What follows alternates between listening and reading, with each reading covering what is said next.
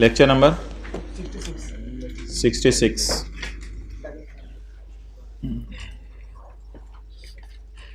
Volume 2 निकाल लें, page number 608। Okay, चलिए जी, 1 मिनट मैं दे रहा हूँ।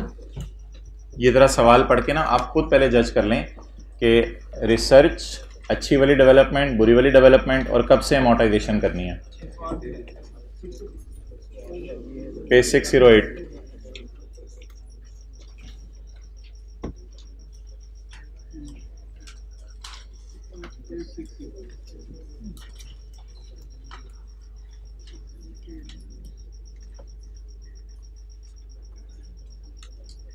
दानिश, उस्मान को भी बुला लो, जरा इस सवाल की पोस्टिंग देख ले।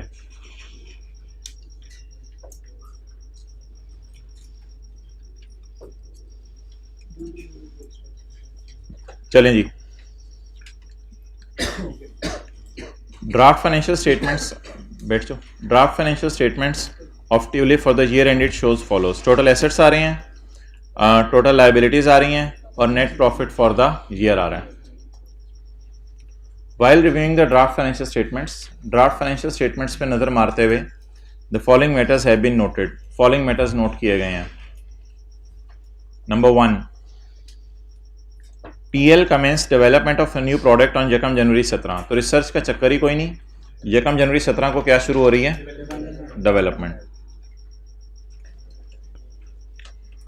यकम जनवरी 17 डेवलपमेंट स्टार्ट हुई।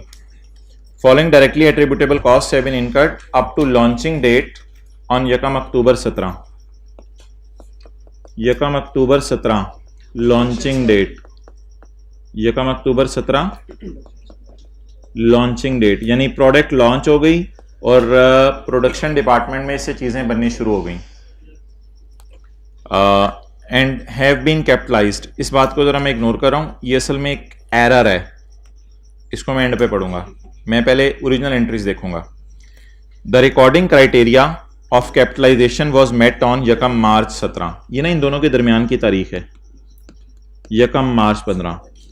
तो गुड डेवलपमेंट शुरू हो गई है यहाँ पे भाई। क्राइटेरिया मेट या गुड डेवलपमेंट जो भी समझ लें। अब आप मुझे बता दें, यकम जनवरी 17 से यकम मार्च तक बुरी डेवलपमेंट चली होगी तो उसने यकम मार्च को अच्छी डेवलपमेंट का लफ्ज़ लिखा है ना। तो किस किस महीने की खर्चों को एक्सपेंस में डालेंगे, 2 महीने के, जनवरी और फरवरी के। जनवरी और फरवरी के खर्चों को एक्सपेंस में डालेंगे, और मार्च, अप्रैल, मई, जून, जुलाई, अगस्त, सितंबर, कितने महीने बने, 7 महीने के खर्चों को कैपिटलाइज, 2 को खर्चे में, 7 को कैपिटलाइज।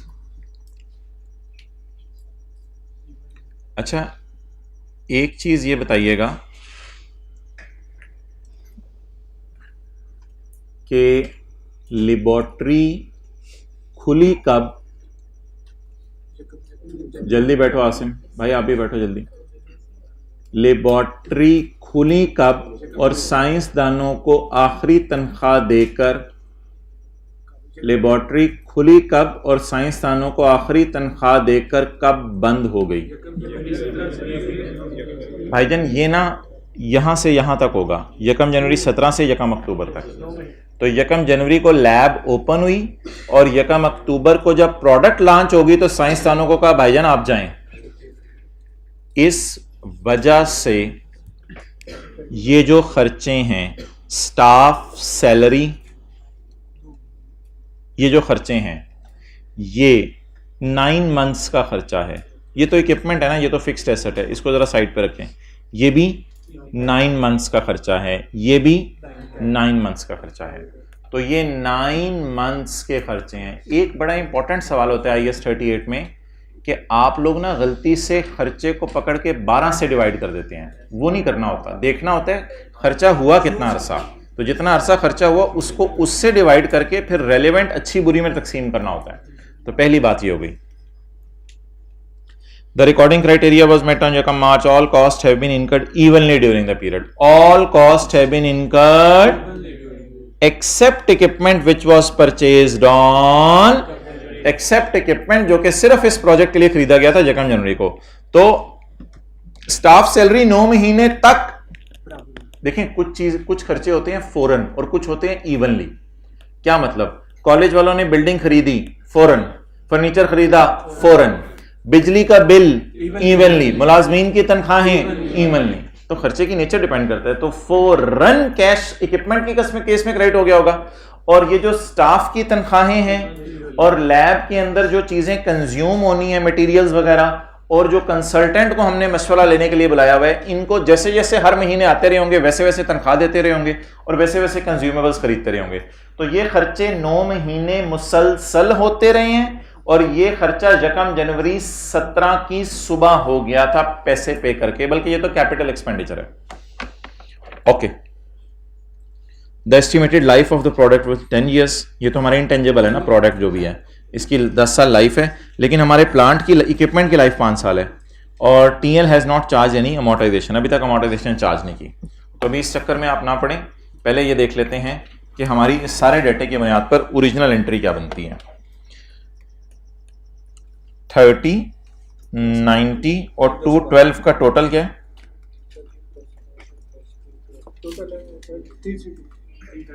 332। इसको मैंने इकट्ठा कर लिया ना आसानी के लिए, वरना ऐसे ही बार बार पता नहीं क्या भाई क्या करते रहेंगे। तो इन तीनों को इकट्ठा कर लेते हैं, 360 को इधर रहने दें।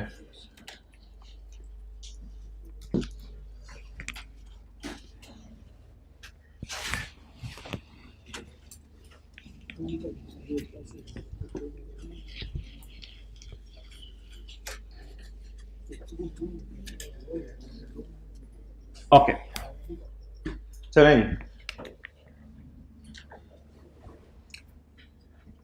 ओरिजिनल एंट्रीज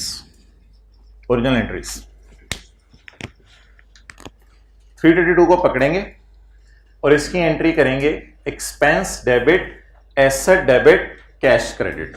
कुछ को एक्सपेंस में डाल देंगे, कुछ को एसेट में।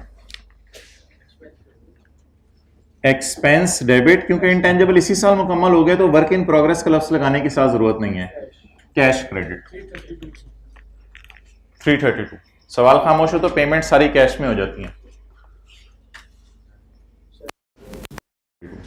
अच्छा जी, 332 इंटू 2/9 ये हो जाएगा जनवरी, ये हो जाएगा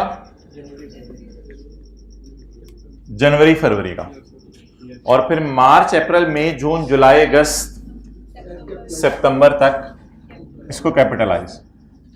332 इंटू 7/2,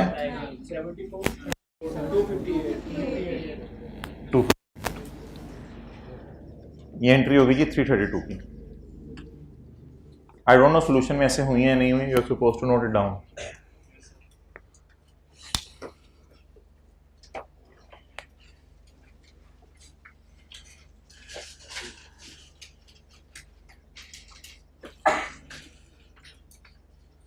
उस्मान सर उमेर से पूछ के हो कि FR1 का आज वाला लेक्चर हम अपलोड करवा सकते हैं अगर बच्चों ने ऑनलाइन लेना हो, क्योंकि उनका FR2 के साथ क्लैश है। 3-4 लोग ही हैं, कितने हैं हाथ खड़ा करें? 3-4 लोग हैं, हाँ,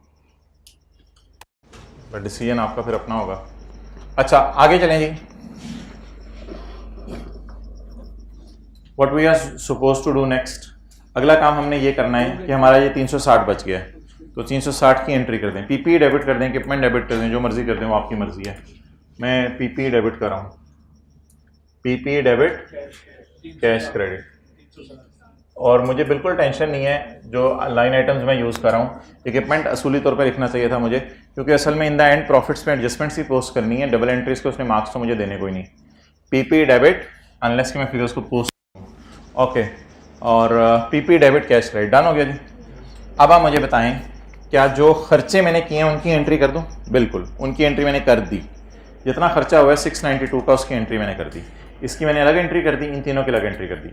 अगला सवाल मुझे बताएं, इक्विपमेंट को डेप्रिशिएट करेंगे? जी बिल्कुल। और इनटेंजिबल को अमोर्टाइज करेंगे।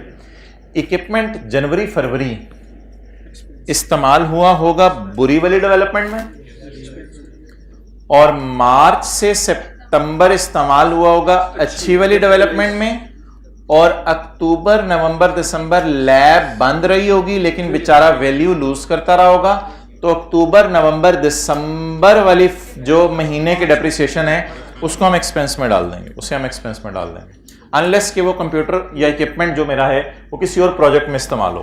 वो सवाल बता नहीं रहा। तो पहले इसकी डेप्रिसिएशन निकाल लेते हैं। डेप्रिसिएशन एक्सपेंस में डाल देते हैं जनवरी फरवरी की और अक्टूबर से दिसंबर तक की, जनवरी फरवरी की और अक्टूबर से दिसंबर तक की।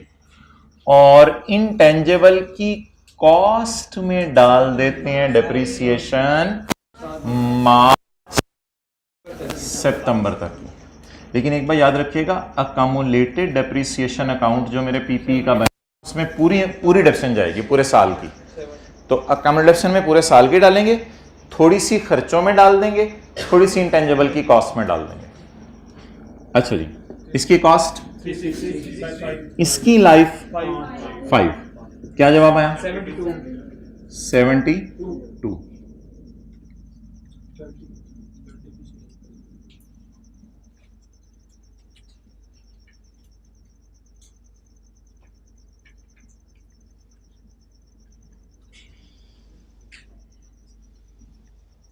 जी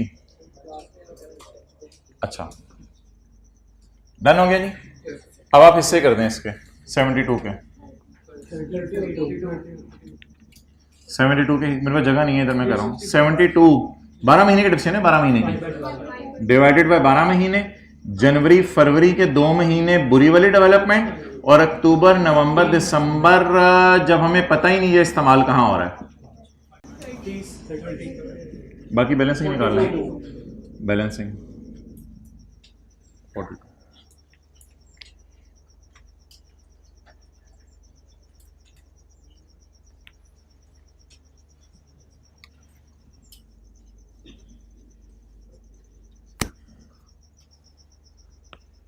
और आखिरी entry amortisation debit, accumulated amortisation credit. Amortisation debit, accumulated amortisation credit. अच्छा, एक एंट्री मेरी अवॉइड हो गई है क्योंकि मैंने इंटेंजिबल के साथ वर्क इन प्रोग्रेस का लफ्ज़ यूज़ नहीं किया था। तो इंटेंजिबल के साथ वर्क इन प्रोग्रेस का लफ्ज़ यूज़ करता तो फिर intangible work in progress credit, intangible को डेबिट करना पड़ना था, वो अवॉइड होगी। इस वक्त इंटेंजिबल की कॉस्ट कितनी वैसे बनी है? 300। 258 प्लस 42 300। तो अब हम मुझे बता दें, अमोर्टाइजेशन मैंने रिकॉर्ड करनी है, अमोर्टाइजेशन डेबिट और accumulated amortisation of my intangible credit. जी, कॉस्ट है इसकी 258 is equal to cost divided by life multiplied by launching date है 1 अक्टूबर की, तो अक्टूबर नवंबर और दिसंबर 3/12 7.5। ठीक है, कोई मसला नहीं, 7.5। So that is all about original entries.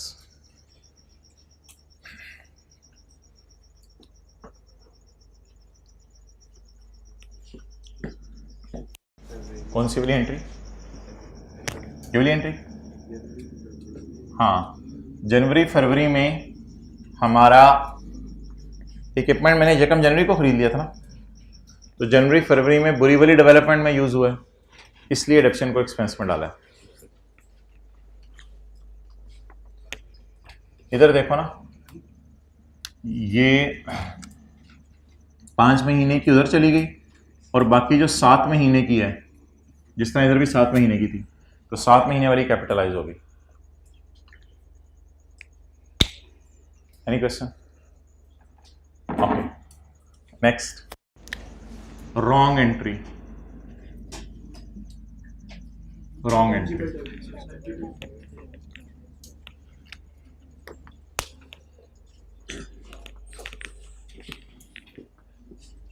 काली पट्टी हटा रहा हूं।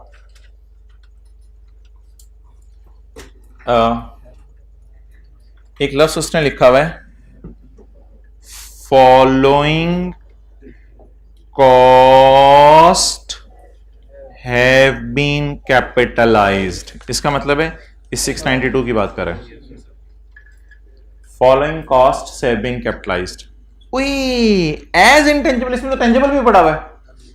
Following cost have been capitalised यानी पूरा 692 फॉलोइंग कॉस्ट का लिखा है, तो following cost have been capitalised as intangible. एक बार याद रखिएगा, अकाउंटेंट असल में कैश की एंट्री कभी भूलता नहीं है, तो ये इसने इक्विपमेंट भी खरीदा होगा पे और बाकी चीजें भी खरीदी होंगी, तो following cost have been capitalised 692 following cost have been capitalised, ये कैपिटलाइज हो गई हैं। अच्छा, हमारे जहन में एक पेपर में सवाल आ सकता है, अल्लाह भला करे उसने जवाब दे दिया, हमारे जहन में ये सवाल आ सकता है जब ये कॉस्ट कैपिटलाइज हो गई हैं तो फिर ये अमोर्टाइज भी हुई होंगी गलत अमाउंट पे, तो इसलिए उसने क्लियर कर दिया कि उसने खुद क्लियर कर दिया कि however TL had not charged any amortization, तो इसने डेप्रिसिएशन तो चार्ज कर ही नहीं सकते थे वो, क्योंकि इक्विपमेंट तो उन्होंने रिकॉर्ड ही नहीं किया, तो इक्विपमेंट तो रिकॉर्ड ही नहीं किया, तो डेप्रिसिएशन रिकॉर्ड कर नहीं सकते थे, कर क्या सकते थे सिर्फ, वो भी उन्होंने नहीं की, तो इसका मतलब है ये क्या हो गई, रॉन्ग एंट्री। अब हम मुझे बताएं, रेक्टिफाइंग एंट्री करके प्रॉफिट्स, एसेट्स और लायबिलिटीज में लेके जाऊं या डायरेक्ट पोस्ट करने की कोशिश कर लें, डायरेक्ट पोस्ट करने की कोशिश कर लें। रेक्टिफाइंग एंट्रीज करके अगर आप जाएंगे तो फिर ये जरा आपके लिए मुश्किल हो जाएगा। तो आज मैं पहली दफा इंट्रो की क्लास में, मुझे याद है प्रॉफिट पे इंपैक्ट पढ़ाया जाता था, एंट्रीज का प्रॉफिट पे इंपैक्ट, शायद एसेट्स लायबिलिटीज पे नहीं होता था, लेकिन कोई ऐसी परेशानी वाली बात नहीं है।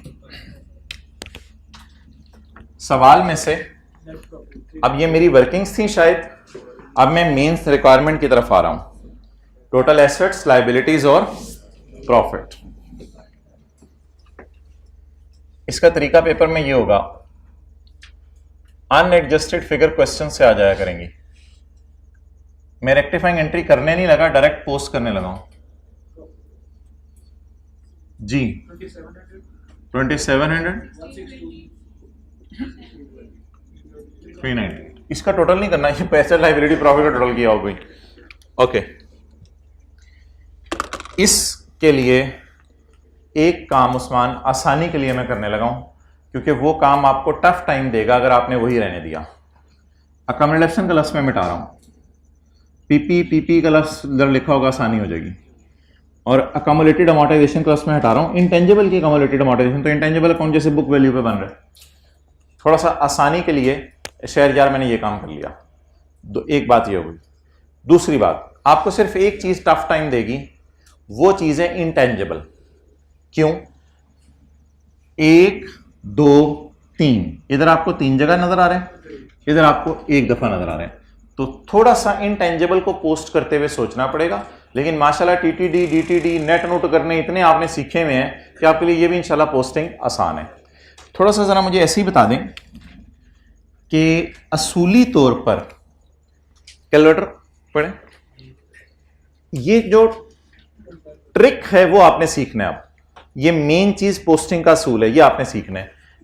258 प्लस 42 माइनस 7.5, 292.5 आपका एसेट बच रहा है, एसेट आपका एसेट बच रहा है, यानी डेबिट बच रहा है, समझ लें।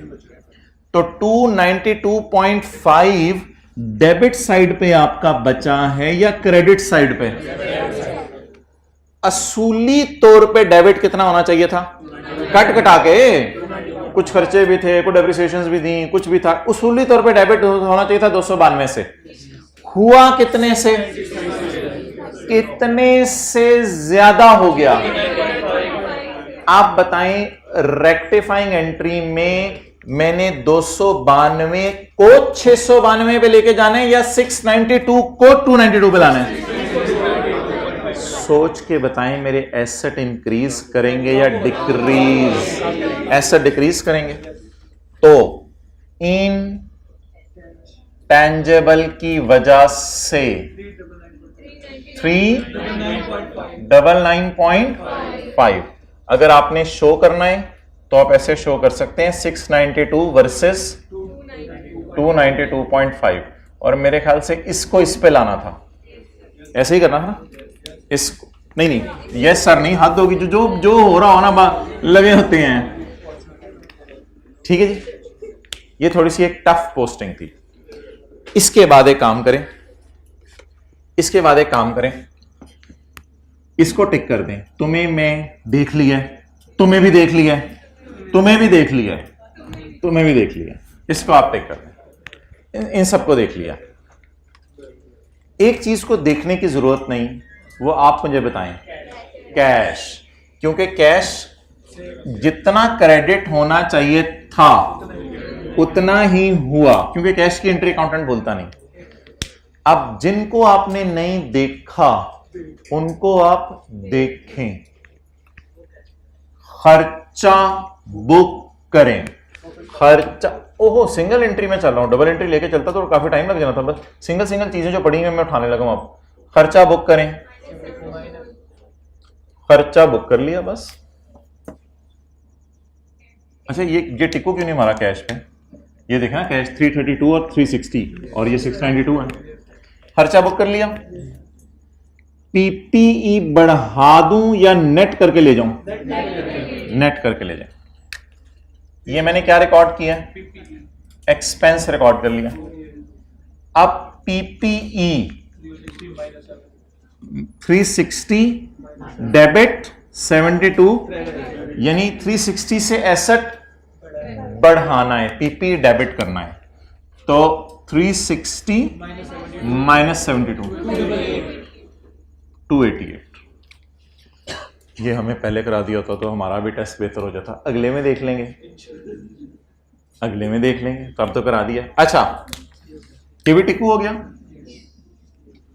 खर्चा पे डेबिट करने वाला रह गया, खर्चा डेबिट कर दें। अकाउंटेंट ने नहीं डेबिट किया हो ना, अब बार बार इधर क्यों नहीं जा रहा? क्योंकि इसके बदले कुछ हुआ ही नहीं हुआ। इसके बदले कुछ हुआ होता तो मैं उधर जाता, और मुझे आदत नहीं उधर जाने की बिला वजह। तो खर्चा डेबिट कर दें। कितने से? अमोर्टाइजेशन एक्सपेंस रिकॉर्ड हो रहा है या उलट रहे? खर्चे बढ़ने से प्रॉफिट। ये मैं डबल एंट्री प्रोसेस नहीं चला भाईजान, सिंगल एंट्री प्रोसेस चला हूं। सिंगल सिंगल चीजों को उठा के पोस्ट कर दिया, डन हो गया। तो व्हाट एवर द टोटल में बी, डेप्रिसिएशन एक्सपेंस रह गया, इसको भी टिक कर दें। डेप्रिसिएशन एक्सपेंस कितना? ये पोस्टिंग है, this is how you will post. और अगर मिसाल के तौर पे इसके 2 मार्क्स हैं और कोई बच्चा 692 यहां लिख के 292.5 यहां माइनस करता है प्लस माइनस, इसको भी पूरे मार्क्स मिलेंगे।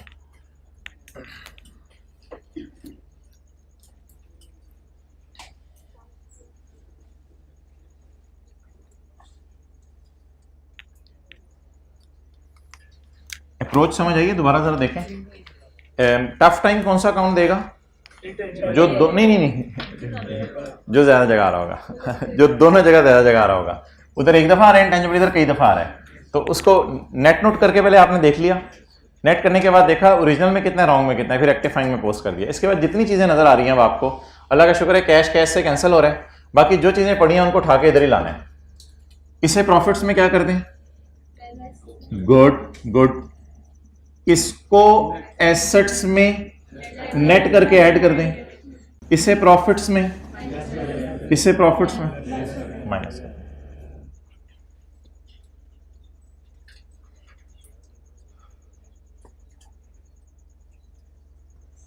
ओके वो पढ़ा है IS2 इन्वेंट्रीज? इन्वेंट्रीज पढ़ा है? अच्छा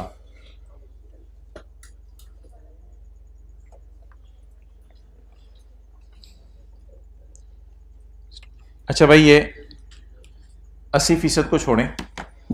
point 2, after preparation of draft financial statements of claim of 20 was launched by customer. Customer ने हमारे ऊपर केस कर दिया है। ये IS 37 है, मैंने नहीं पढ़ाया हुआ। आपके जहन में क्या एंट्री आ रही है? 80% ना पढ़ें, आपके जहन में क्या एंट्री आ रही है? नहीं इसको अभी टोटल्स ना करें, इनके टोटल्स अगली एडजस्टमेंट की बात करनी है। मुझे बताएं आपके जहन में क्या एंट्री आ रही है? Customer has launched a complaint against us. मैंने IS 37 नहीं पढ़ाया, फिर भी एंट्री बता दें। एक्सपेंस डेबिट, लायबिलिटी क्रेडिट कर देना। Preparing claim of 20 was launched by customer. अभी हमने पे तो नहीं किया, लेकिन आगे ना पढ़ें, छोड़ें। IS 37 की एडजस्टमेंट है, नीचे IS 2 की है। तो ये एडजस्टमेंट आपको जबरदस्ती मैं पोस्ट करा रहा हूं, ये जबरदस्ती पोस्ट करा रहा हूं। कस्टमर वाली एक्सपेंस डेबिट और लायबिलिटी क्रेडिट। कोई हमारे खिलाफ केस कर दे तो क्या एंट्री होनी चाहिए? हम अपने आप को पेश कर दें उसे, हम लुट मची हुई है। एक्सपेंस डेबिट पेएबल क्रेडिट, तो ये एंट्री लिख लें, लेकिन अभी टेंशन ना लें, IAS 37 में देखेंगे। खर्चा बुक करेंगे, एक्सपेंस डेबिट पेएबल क्रेडिट। चलें जी यार, ये एक बहुत अच्छी रिवीजन है IAS 2 की। IAS 2 की स्टॉक छोड़ें, इस एंट्री को फारक करें। स्टॉक किस पे रिकॉर्ड होता है? लोअर ऑफ कॉस्ट और NRV पे। एक मिनट सवाल का जवाब दीजिएगा, अगर NRV में दो ऑप्शंस हो, NRV में दो ऑप्शंस हो सकती हैं। कई एक ऑप्शन ये हो सकती है फलां बंदा इतने की ले रहा है चीज, फलां बंदा इतने की ले रहा है, तो मैं देख लूं कितनों को बेचनी है। या कई दफा NRV में दो ऑप्शंस होती हैं, ये चीज मैं रिपेयर करा के बेचूं या रिपेयर कराए बगैर बेच दूं, कई ऑप्शंस होती हैं। तो एक बात तो आपकी ठीक है कि स्टॉक रिकॉर्ड होता है लोअर ऑफ कॉस्ट और, लेकिन कई दफा दोनों में से NRV में ऑप्शंस दो आ जाती हैं, तो फिर अक्लमंद बंदा वो है जो ज्यादा रियलाइज करे वैल्यू। ओके अच्छा भाई, छोड़ इसको भी, छोड़ इसको। अभी जरा इधर देखो, at year end 800 of this product were included in inventory at cost of 1.5 lakh. 800 चीजें कितनी कॉस्ट पे पड़ी हैं? ये 800 की क्या है? Cost, cost, cost, cost. All these have the, सबके सेम डिफेक्ट्स हैं। All these have the same defects.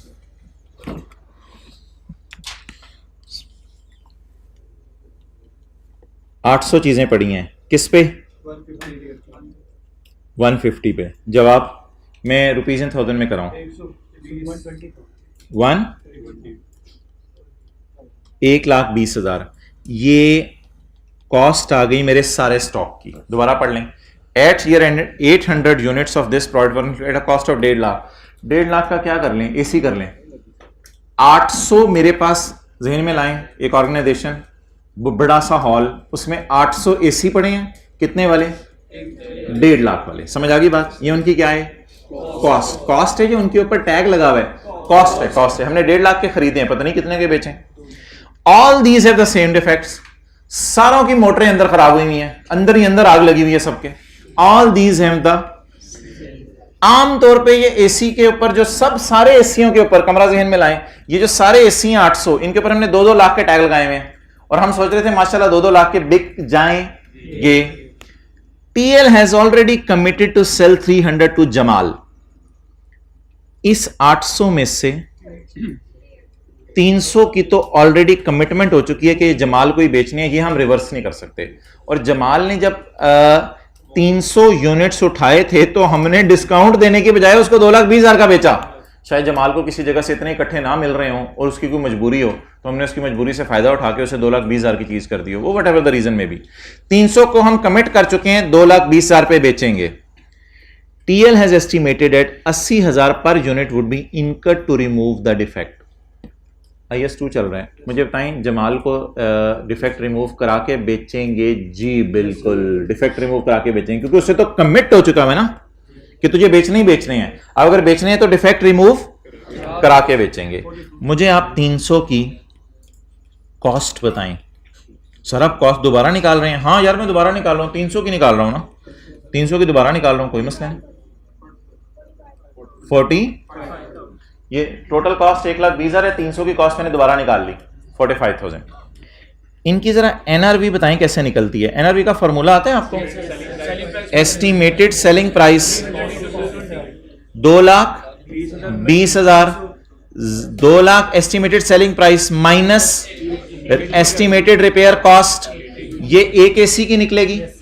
एक AC वैसे कितने का बिक रहा है इसको जमाल को? 2,20 का। It is estimated selling price, estimated repair cost 80। एक AC बता दें इसकी NRV, यार समझने पे फोकस करो। 140, ये जो 140 एक AC की NRV आई है, इसको मैं कितने ACओं से मल्टीप्लाई कर दूं? 300 ACओं से मल्टीप्लाई कर दूं। Getting the point? 300 ACओं से मल्टीप्लाई कर दूं। जवाब 42,000। तो इसको इधर ही लिख देता हूं ना,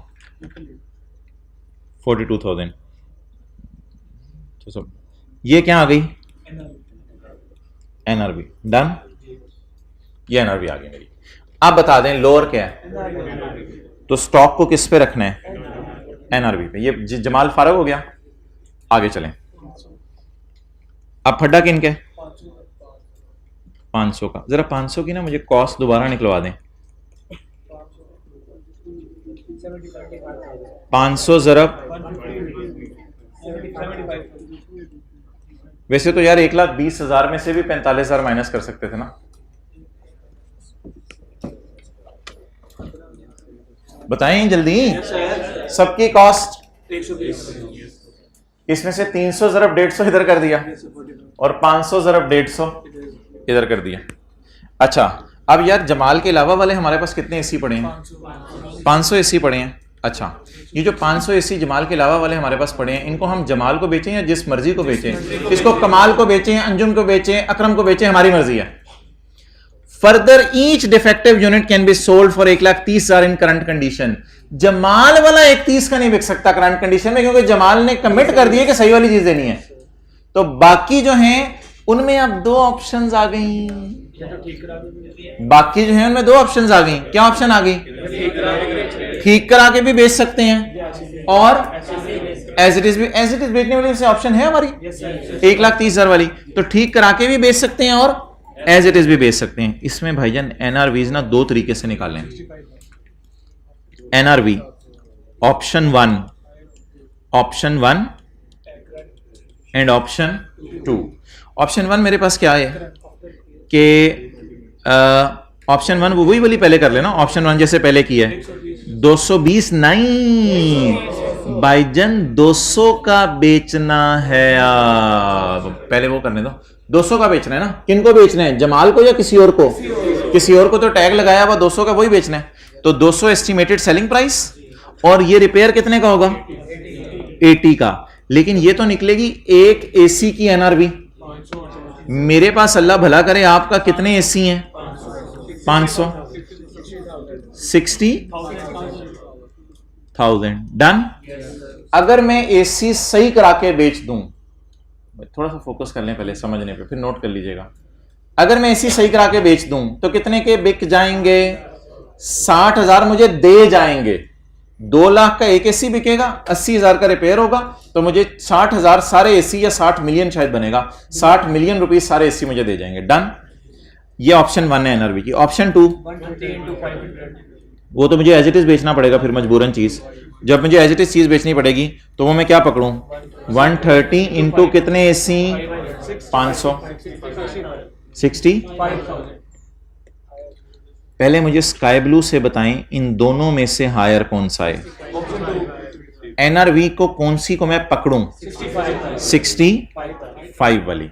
अब 60 को तो मैं क्रॉस कर दूं, क्योंकि ये तो मुझे नहीं लग रहा मुझे वारा खाएगा। बेहतर है एज इट इज ही बेच दूं, पागल हूं रिपेयर करा के बेचूं। एज इट इज बेचने में ज्यादा फायदा आ रहा है। 2 एनआरवीज हो तो कौन सी लेनी है। अब कॉस्ट और एनआरवी में से कौन सी लेनी है, एनआरवी। लोअर कौन सी है, एनआरवी। डन हो गया। अब आप मुझे बता दें एनआरवी का लॉस इधर, गुड गुड गुड, 3,000। इधर का लॉस, इधर का लॉस 10,000, टोटल 13,000। 13,000 की entry, cost of sale debit, inventory credit, 13 million बनेगा। कॉस्ट ऑफ सेल डेबिट और इन्वेंट्री, कौन सा लॉस आ गया, NRV loss. Cost of sale debit, debit debit debit debit debit debit debit debit, खर्चा बुक हो रहा है। कॉस्ट ऑफ सेल डेबिट और इन्वेंट्री क्रेडिट।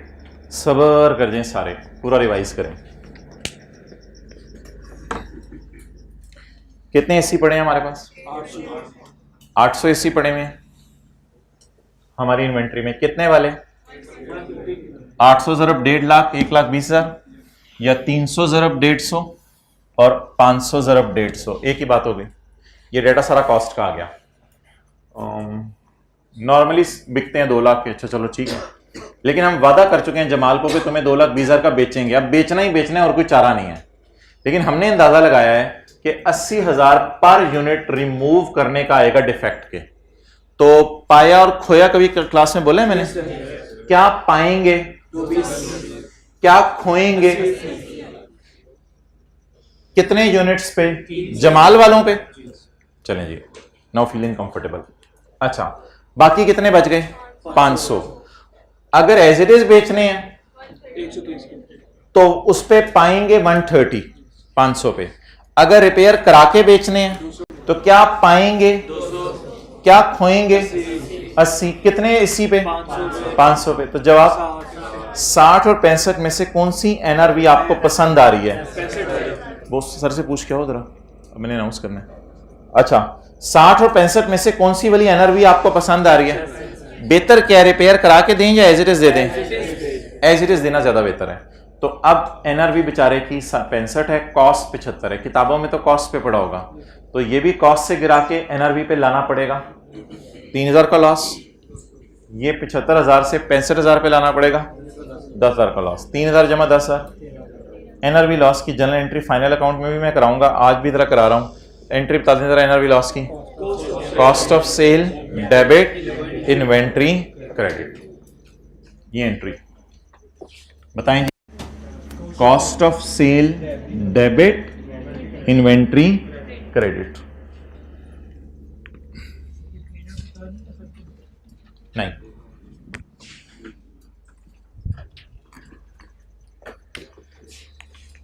इनके टोटल मुझे ना करवाएं, वो माशाल्लाह आप खुद कर लेंगे, कोई टेंशन वाली बात नहीं। इनके टोटल आप खुद कर लेंगे, हो जाएगा। ठीक है भाई, FR1 का भी रिकॉर्ड हो जाएगा, ये भी रिकॉर्ड हो जाएगा, अब आपकी मर्जी है। कैमरा इधर कर दो और इंशाल्लाह हम 1:50 के ऊपर जो है वो रूम 5 में मिलते हैं। हाँ, ऑनलाइन क्लास तो उसी तरह चलती रहेगी, आप लोगों को मैं बता रहा हूँ नमाज के बाद। चलो पॉज कर दो। Okay, IS 38 pass paper question number 8, Apple limited, page number, volume 1, Apple limited. Page number बता दें, पास पेपर का क्वेश्चन। वॉल्यूम 1 कल कहा था लाने को, वॉल्यूम 1 221 और क्वेश्चन नंबर क्या है? 8।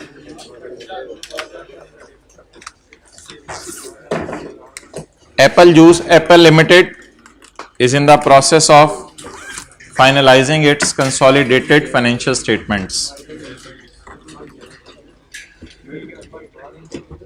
ठीक है, चाय पहले पी लो फिर बाद में ले आओ।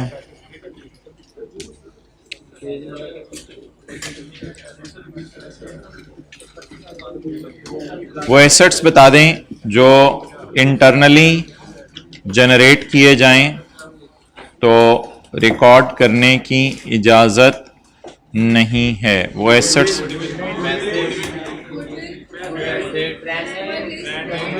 ओके, ठीक है, माशाल्लाह। ये समरी है बुक में जो IS 38 की। Internally generated goodwill, brand, mastheads, publishing title, customer list. अगर ये एसेट्स खुद बनाए जाएं तो इंटेंजिबल के तौर पे रिकॉर्ड करने की इजाज़त नहीं है, लेकिन अगर ये बने बनाए ख़रीद लिए जाएं तो इंटेंजिबल के तौर पे रिकॉर्ड करने की इजाज़त है। इसीलिए शायद कंसोलिडेशन में हम गुडविल भी रिकॉर्ड कर रहे हैं, हम सब्सिडरी को परचेज कर रहे हैं। इसी तरह बाकी एसेट्स भी, ये जो 5 एसेट्स हैं इनके बारे में हमने रूल पढ़ा था कि अगर हम इंटरनली जनरेट करेंगे तो रिकॉर्ड करने की इजाज़त नहीं है। ये बैग्स उठा लो यार आप लोग। अगर हम इंटरनली जनरेट करेंगे तो रिकॉर्ड करने की इजाज़त नहीं है, लेकिन अगर हम इनको परचेज़ करेंगे यानी ख़रीदेंगे तो इनको रिकॉर्ड करने की इजाज़त है। Okay,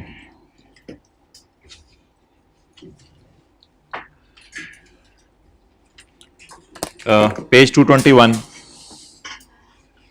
Apple Limited is in the process of finalizing its consolidated financial statements for the year ended 30 June 2018. Following information pertains to group. Requirement: prepare a note on intangibles for inclusion in the consolidated financial statements for the year ended 30 June 2018 in accordance with the requirements of खाला जी के standard. Total column is not required, यानी इनका total करने की ज़रूरत नहीं है। As on 30 June 2017 revalued amount of airs licence, as on 30 जून 17 का मतलब है opening, as on 30 June 17 revalued amount of airs licence and related revaluation surplus were 450 and 30 million. अच्छा, मेरे ख्याल से इसने डेप्रिसिएशन वगैरह ओपनिंग इसलिए नहीं दी क्योंकि हो सकता है 30 जून 17 को यानी पिछले साल के आखिरी दिन रीवैल्यू हुआ हो, तो रीवैल्यूड अमाउंट का लफ्ज लिखा हुआ है ना, तो पिछले साल के आखिरी दिन रीवैल्यू हुआ हो तो पुरानी सारी डेप्शन तो फिर फारिग हो गई होगी। तो एज ऑन 30 जून 17 का मतलब है पिछले साल के आखिरी दिन ये रीवैल्यू और उस पर सरप्लस इतना आया है, तो ये as on means opening balances हैं। तो working number 1, date, description, asset, revaluation surplus and P&L। Okay, 30 जून 17 का मतलब होता है 1 जुलाई 17, यानी पिछले साल का क्लोजिंग है और हमारे साल का ओपनिंग है। ओके, बताएं जी ओपनिंग बैलेंस कितना आ रहा है? 450 और सरप्लस में 30।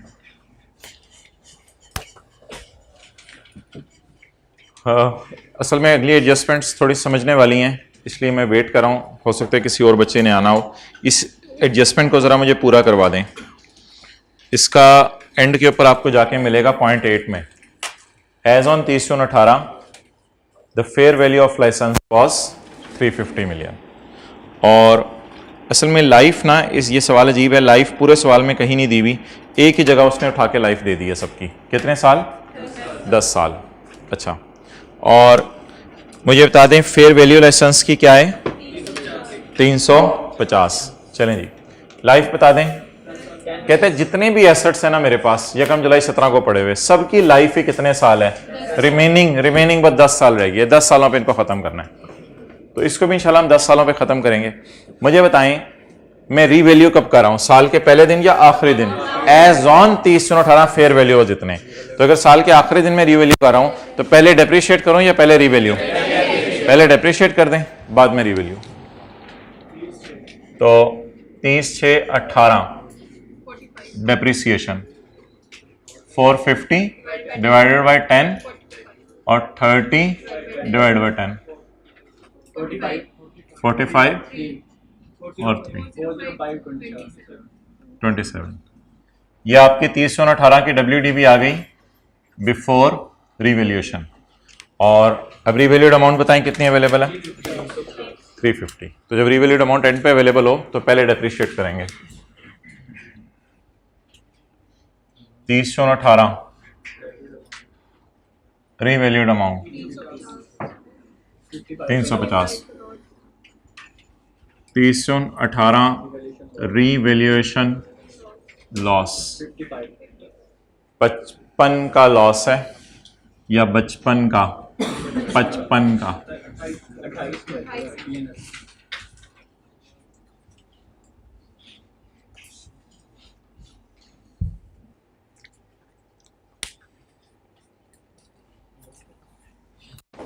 जी नोट कर लें, लेकिन दूसरे सफ़े से नोट कीजिएगा, पहले सफ़े पे तो नोट बनाने हैं। अहमद ब्लैक मार्कर 1-2 ज़रा और ले आओ, ज़रा नहीं पूरा ही ले आना।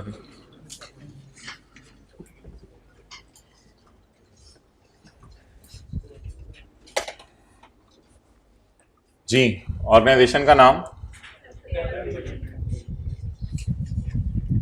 ये ज़रा मैं छोटा करके लिख रहा हूँ क्योंकि मैं फिर वो सवाल की जो मेन चीज़ें हैं उन्हें मोटा करके लिखूंगा। For the year ended 30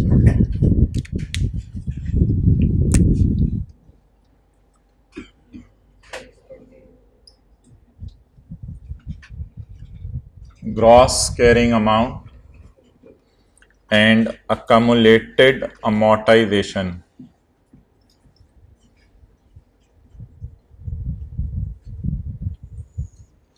Accumulated amortization.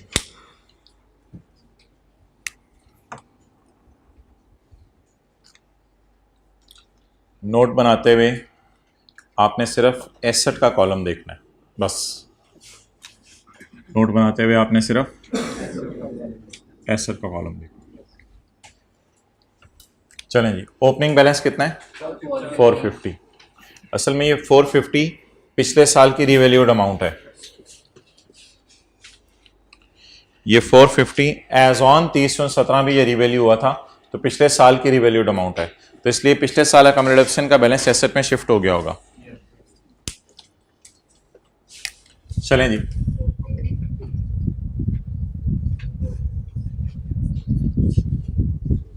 Opening balance बताएं जी। पिछले साल सारी अकोमोडेशन एसेट में शिफ्ट हुई होगी। चलें जी, अब एंट्रीज करवा दें। ये पढ़ें, depreciation expense debit, accumulated depreciation, asset नहीं क्रेडिट। अब एसेट और अकामुलेशन अकाउंट अलग अलग बन रहे हैं, तो एक एक पोस्टिंग करें। Depreciation expense debit, accumulated depreciation credit. तो जो अकामुलेटेड डेप्रिसिएशन क्रेडिट हो रही है ना, वो मैं पोस्ट करूंगा अकामुलेटेड डेप्रिसिएशन या अमोर्टाइजेशन क्रेडिट, तो ये वो पोस्ट हो रही है जी। भाई आप बड़े टाइम पे आए हैं, अभी हमारी नॉर्मल रिवैल्यूएशन की एक एडजस्टमेंट चल रही है।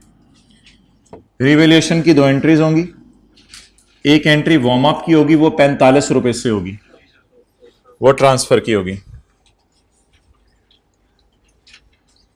ट्रांसफर कर दें, अकामुलेटेड अमोर्टाइजेशन डेबिट और एसेट क्रेडिट 40। इधर कोई एडिशन वगैरह मैं रिकॉर्ड कर दूंगा या और कुछ। Accumulated amortisation debit, asset credit. Asset credit surplus इन ओसीआई डेबिट, P&L डेबिट की बजाय सिर्फ एसेट क्रेडिट बोलें, वो हमारे फिलहाल के लिए काफी है जी। Revaluation loss 55। चलें जी, नोट कर लें। टोटल्स नहीं करने, टोटल्स एक ही दफा एंड पे सारे एसेट्स के करेंगे।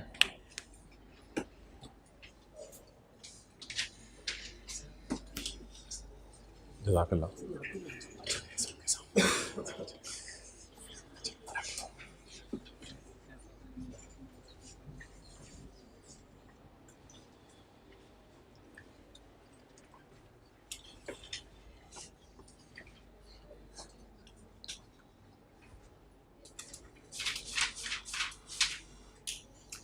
अहमद ठीक है, कुछ हाँ ले हो ऑफिस में किसी बंदे को बता देना आपने, ठीक है, नहीं सबको बता देना।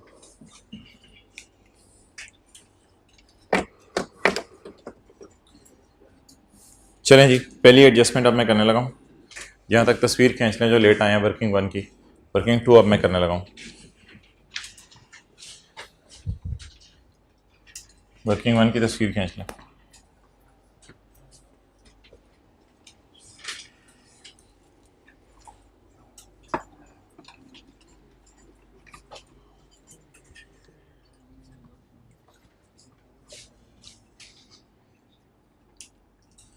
एंट्रीज रिवाइज करा दें। ओपनिंग बैलेंस था ये, क्योंकि पिछले साल रीवैल्यू हुआ था तो कॉमन डेप्शन का ओपनिंग बैलेंस 0 था, और इस साल भी 0 ही आ जाना है बैलेंस, क्योंकि सारी शिफ्ट हो जानी है। Amortisation expense debit, accumulated amortisation credit. Accumulated amortisation debit, asset credit, asset credit और पता नहीं क्या क्या डेबिट।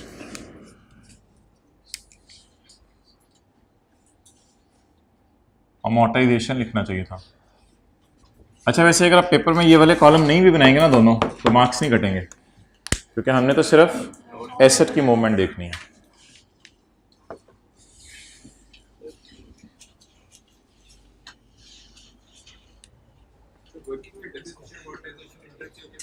नहीं नहीं नहीं, बिल्कुल नहीं, सही टर्म यूज करनी है।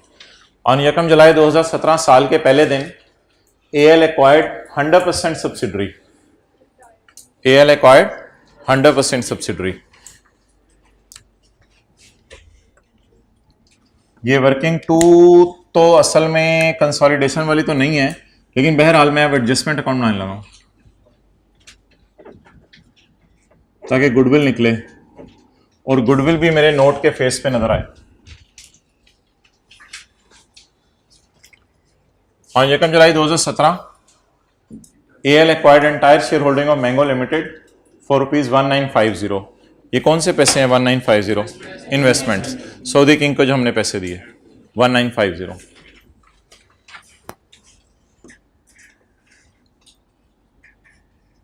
कितना? 1950।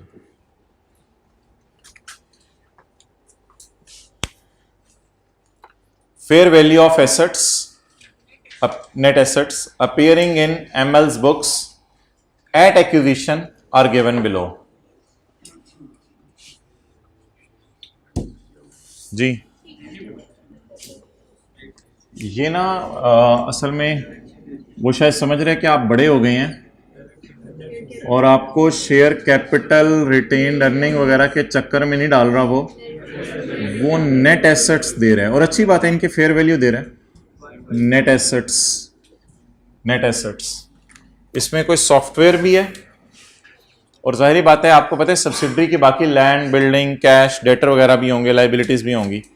तो ओवरऑल ना ये इसने वो जो हम figure share capital retain earning से निकालते थे ना, तो इसने शेयर कैपिटल रिटेनिंग मिसिंग करके वो फिगर्स देनी 200 जमा 1545, 200 जमा 1545। तो लेकिन 200 रुपये ना अब हमारी सॉफ्टवेयर्स की हेडिंग डाल के एडिशन में ले जाएं। क्यों? मैं कंसोलिडेटेड नोट बना रहा हूं या सेपरेट फाइनेंशियल स्टेटमेंट का नोट बना रहा हूं? कंसोलिडेटेड नोट बना रहा हूं। कंसोलिडेटेड नोट बना रहा हूं या सेपरेट फाइनेंशियल स्टेटमेंट? कंसोलिडेटेड। मेरे पास ये सब्सिडरी थी 30/17 की रात पिछले साल के आखिरी दिन। प्लीज 30/17 के आखिरी दिन मेरे पास सब्सिडरी थी। 1 जुलाई 17 की सुबह सऊदी किंग को मैंने कॉल की, भाईजान आ जाएगा 9 बजे। वो 11 बजे आया। हमने कहा बैठे तशरीफ रखें। ये पकड़े 1940 और 1950 मुझे सब्सिडरी के शेयर्स दे दें। तो मुझे बताएं मेरे पास ये जो सॉफ्टवेयर हैं इनको मैं क्या समझूं? एडिशन समझूं या ओपनिंग में डाल दूं? Try to understand. एडिशन समझो ना। मेरी कंसोलिडेटेड बैलेंस शीट में तो पहले दफा नजर आएंगे। बाकी एसेट्स भी डाल दें। बाकी एसेट्स को लैंड, बिल्डिंग वगैरह होंगे, वो पीपी में मैं क्या डालूं? नॉट इंटेंजिबल्स का मांगा है तो अदर एसेट्स भी डाल सकता हूं मैं, लेकिन वो क्या होंगे? लैंड होगी, बिल्डिंग होगी, प्लांट होगा, मशीनरी होगी, कैश होंगे, डेटर होंगे, लाइबिलिटीज वगैरह होंगी माइनस करके। यही होता है ना उसकी बैलेंस शीट में। उसकी पूरी बैलेंस शीट खरीदी है ना, उसकी बैलेंस शीट में एक चीज क्या पड़ी हुई थी? सॉफ्टवेयर। वो इंटेंजिबल बनने के काबिल है। ये तो मेरा नहीं ख्याल इंटेंजिबल बनने के काबिल है। तो इसलिए इंटेंजिबल मैं आपसे अभी ये पूछना चाह रहा था कि एडिशन में डालूं या ओपनिंग में डालूं। आप लोग बहस किसी और साइड पे लेके सादा सा सवाल था मेरा। एडिशन में डालें क्योंकि 30/17 की रात को मेरे पास ये सब्सिडरी, तो मैं एसेट खरीदूं तो भी एडिशन है, सब्सिडरी खरीदूं तो काफी सारी चीजें एडिशन हो सकती हैं, सॉफ्टवेयर भी, पता नहीं उसकी क्या क्या चीजें। मेरे लिए तो एडिशन है वो। चलें जी, एडिशन। इधर क्या लिखा हुआ था? लाइसेंस। इधर सॉफ्टवेयर। कितने जी? 200। ओपनिंग में नहीं डालने, एडिशन में डालने। और शेयर कैपिटल रिटर्न नहीं दिया हुआ था इसने, उसने नेट एसेट्स दे दिए थे उसके।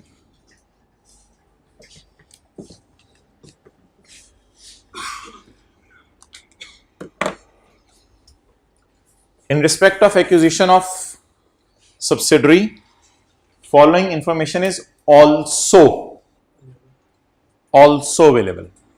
हमने जो सब्सिडरी को खरीदा है उसके बारे में ये इंफॉर्मेशन भी अवेलेबल है। टिल एक्विजिशन डेट, जब तक हमने उसे खरीदा था यानी 1 जुलाई 17 तक, एमएल ने कोई रिसर्च एंड डेवलपमेंट का काम करी थी 80 मिलियन का। ML had not recorded it as an asset because criteria for recording of internally generated intangible was met on 1 July 17, यानी उससे पहले रिकॉर्डिंग क्राइटेरिया मीट नहीं हो रहा था। तो इसने 80 को किसमें डाला होगा?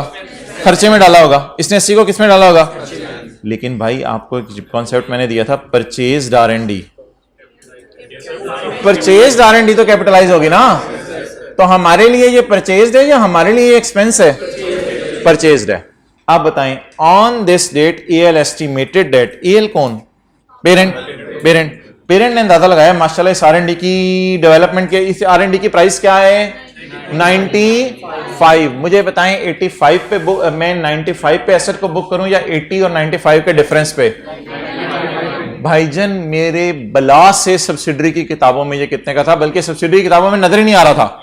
सब्सिडरी ने इसको किस पे शो किया हुआ था? जीरो पे, बाय बाय। उसने इसको बुरी वाली डेवलपमेंट समझा हुआ था। एक कॉन्सेप्ट मैंने आपको दिया था कि परचेज R&D क्या होती है? कैपिटलाइज होती है। अच्छा, लेकिन इसको ना थोड़ा सा होल्ड पे डाल लें। सिर्फ इस एडजस्टमेंट की वजह से मैं सोच रहा था ये सवाल आपको कराऊं ना, लेकिन फिर मैंने बाद में सोचा कि एक एडजस्टमेंट की वजह से पूरा सवाल छुड़वा देना ये कोई तुक नहीं बनती। ये एडजस्टमेंट ना कंसोलिडेशन में 15-20 मिनट लगा के ना समझाई जाती है। किसी दिन इंशाल्लाह कंसोलिडेशन में ये एडजस्टमेंट मैं आपको दोबारा समझाऊंगा। फिलहाल आप समझ लें कि एसेट सब्सिडरी की उस किताबों में तो नजर नहीं आ रहा, लेकिन अब हमने तो खरीद लिया है, तो कितनी प्राइस का है? 95 का।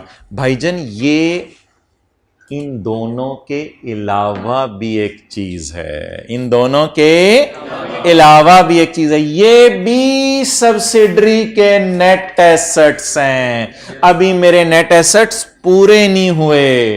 ऑल्सो का लफ्ज लिखा हुआ है। What are the net assets given in question? What are the net assets further given in question? 95। Consolidation में इंशाल्लाह बहस होगी 80 को क्यों इग्नोर किया, 95 को क्यों कंसिडर किया है। फिलहाल आप मान रहे हैं कि 95 भी कोई चीज है, 95 भी कोई चीज है। ये अभी नेट एसेट्स चल रहे हैं मेरे, गुडविल इंशाल्लाह मैं थोड़ी देर बाद निकालूंगा।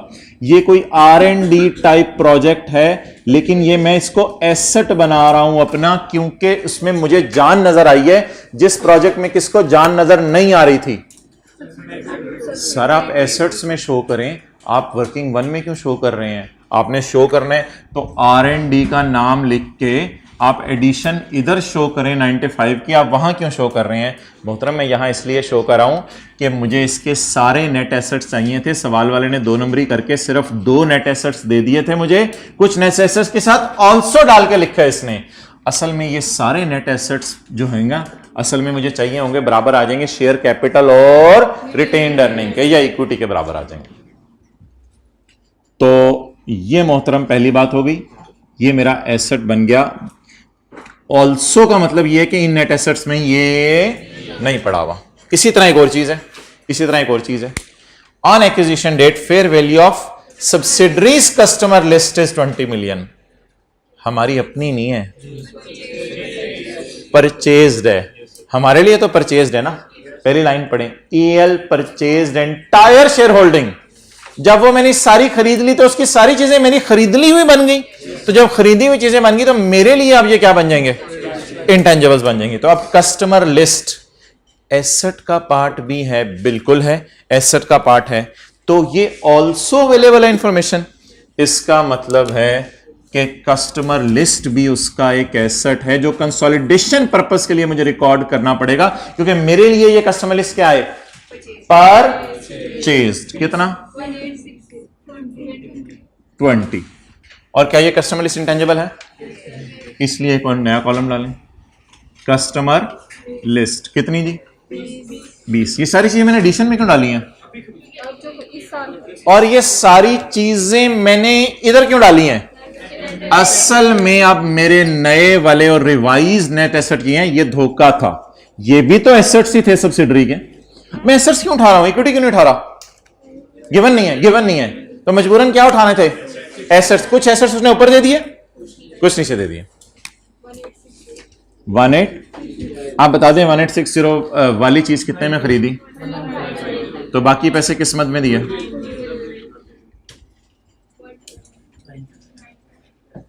90 को ले आए इधर, लुट मचा दें, जबर भरमार होगी ना।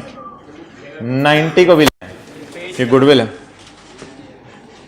पेज खत्म हो गया, चलो व्हाट कैन आई डू।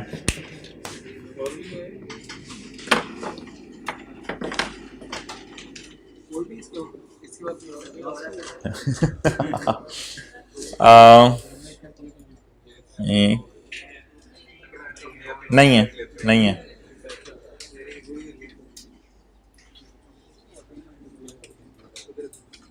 हो सकता है आज कंपनी जिम्मेदार नहीं होगी, लेकिन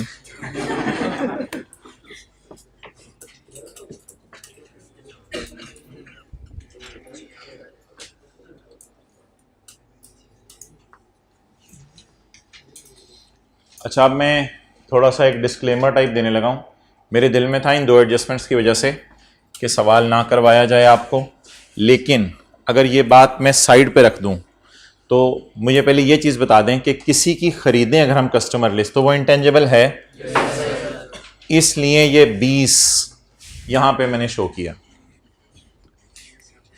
किसी का अगर R&D परचेज करें हम तो हमारे लिए तो इंटेंजिबल है, इसलिए ये 95 मैंने यहां पे शो किया है। ये दोनों बातें मैंने आपको समझा दी और अल्लाह का शुक्र है इसमें मसला भी कोई नहीं। मसला सिर्फ ये है आपके जहनों में आएगा 95 और 20 इधर क्यों आ रहा है, तो इंशाल्लाह इसकी डिस्कशन कंसोलिडेशन में वक्तन फवक्तन होती रहेगी। तो इस इधर जो 95 और 20 नजर आ रहा है उसकी आपने टेंशन नहीं लेनी। इसकी वजह से थोड़ी सी वजह मैंने ये बता दी है कि कंसोलिडेशन में हम रिवीजन करेंगे, कभी कभी हमें शेयर कैपिटल रिटेन अर्निंग नहीं दी होंगी बल्कि अगले के नेट एसेट दिए होंगे, लेकिन इस सवाल में डबल अंडरलाइन करने वाली बात है ऑल्सो। इसका मतलब है इन दोनों के अलावा भी इसके कोई नेट एसेट्स हैं, तो उन एसेट्स से हम असल में इसकी इक्विटी पे पहुंचना चाह रहे हैं। ये इसके टोटल नेट एसेट्स हैं, टोटल यानी सारे, ये शायद इसके अधूरे नेट एसेट्स हैं और ये टोटल नेट एसेट्स हैं, या इसकी इक्विटी भी कह सकते हैं आप इसको। चलें जी आगे, तो IAS 38 का सवाल है। 1 मिनट ले लें, इधर लिखते हैं एक्सपेंस या एसेट, कैपिटलाइज किसे करना है और वो किसे करना है। इसमें स्टैंडर्ड खोलने की जरूरत एक दो जगह पड़ेगी, वो मैं खोल देता हूँ। स्टैंडर्ड खोले बगैर जरा 3-4 चीजें तो पता चल रही है ना। अब हर चीज के लिए स्टैंडर्ड तो नहीं खोलना जरूरी, कुछ चीजें वैसे भी तो पता चल जाती हैं। हाँ फॉर्मेट पूरा हो गया। ऐसी एडजस्टमेंट में ना कोई 1 या 2 गलती हो जाती है, अल्हम्दुलिल्लाह बाकी आपके सही हो जाएंगे। ट्राई कर लें, हो जाएगा सही। रिसर्च को कहां डालें?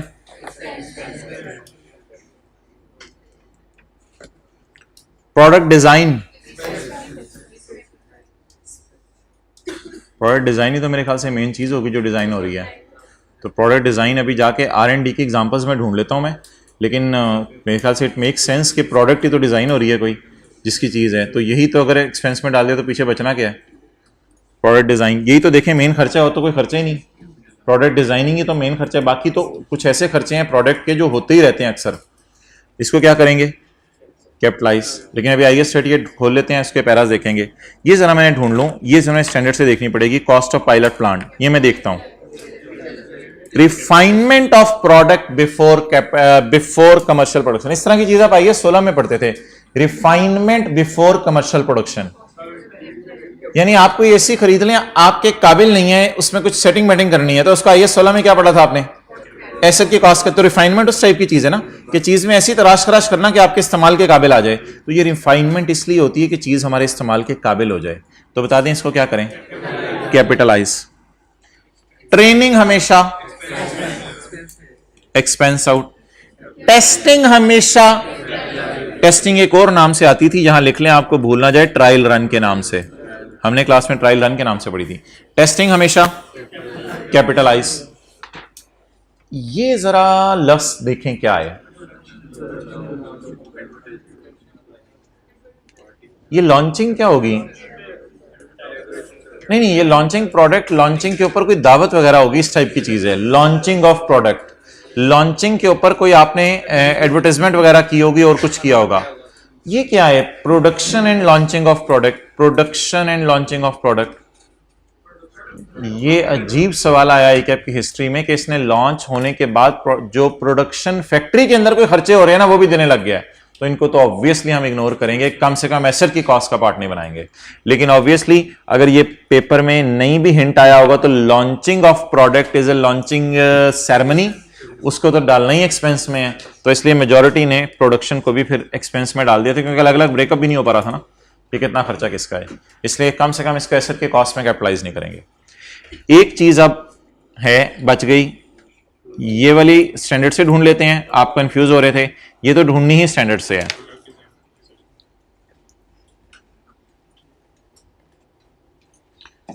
प्रोडक्ट डिजाइन, कुछ बच्चे कह रहे हैं हमें रिसर्च में मिल रहा है। कौन सा पेज है किताब का? 185।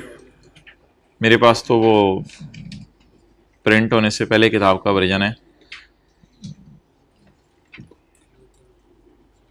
रिसर्च की एग्जांपल्स और डेवलपमेंट की एग्जांपल्स देखनी है ना। ये कौन सा पेज है किताब का? Examples of research volume 1 185। अच्छा, 185 के अंदर कुछ रिसर्च की एग्जांपल्स हैं और कुछ डेवलपमेंट की एग्जांपल्स हैं। Activities aimed at obtaining new knowledge, हम दो चीज़ें ढूंढने आए हैं, प्रोडक्ट डिज़ाइन का लफ्ज़ ढूंढने आए हैं और एक लफ्ज़ हम ढूंढने आए हैं कॉस्ट ऑफ पायलट प्लांट, लेकिन ऐसा पायलट प्लांट है जो कमर्शियल प्रोडक्शन नहीं कर सकता। ये दो चीज़ें हम ढूंढने आए हैं। Search, evaluation and final selection of research findings, search for alternative materials, search ही चल रही है बस अभी, सर्च ऑफ ऑल्टरनेटिव फला फला फला, formulation, design, evaluation and final selection of possible alternatives, possible alternatives, possible alternatives, design of possible alternatives, designing शुरू होगी है पॉसिबिलिटीज की, ये इसकी डिजाइनिंग शुरू होगी है। अच्छा, आगे जो लफ्ज़ मैंने आपको बताया था ना, वो बताया था डिजाइन ऑफ चूजन ऑल्टरनेटिव। अब इसके ऊपर बहस है कि प्रोडक्ट डिजाइन सिर्फ इसी के अंदर फॉल कर सकते हैं। अब वो सवाल के अंदर अगर आप आए तो क्या ये प्रोडक्ट डिजाइनिंग, क्या मैं एज्यूम करूं कि कोई पॉसिबिलिटीज हो रही हैं कि ये भी प्रोडक्ट डिजाइन है, ये भी प्रोडक्ट डिजाइन है, ये भी प्रोडक्ट डिजाइन है, या कोई चूज किया हुआ प्रोडक्ट डिजाइन बन रहा होगा? मेरे ख्याल से तो चूज किया हुआ प्रोडक्ट डिजाइन नहीं, वरना फिर कैपिटलाइज करनी क्या चीज है असल। मेरे ख्याल से तो साइंसदानों की सारी तनख्वाहें इसमें गिर रही होंगी प्रोडक्ट डिजाइनिंग के अंदर, तो इस वजह से हमने इसको कैपिटलाइज किया है। बाकी पायलट प्लांट को देखते हैं। पायलट प्लांट रिसर्च की एग्जांपल्स में हमें नहीं नजर आया था। पायलट प्लांट जो है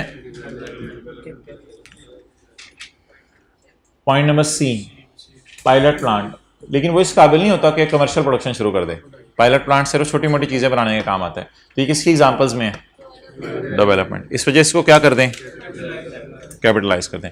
बहरहाल इसमें एक दो पॉइंट हमेशा आपको टफ टाइम दिया करेगा, तो बाकी चीजों के मार्क्स हो जाया करेंगे इजी। चलें,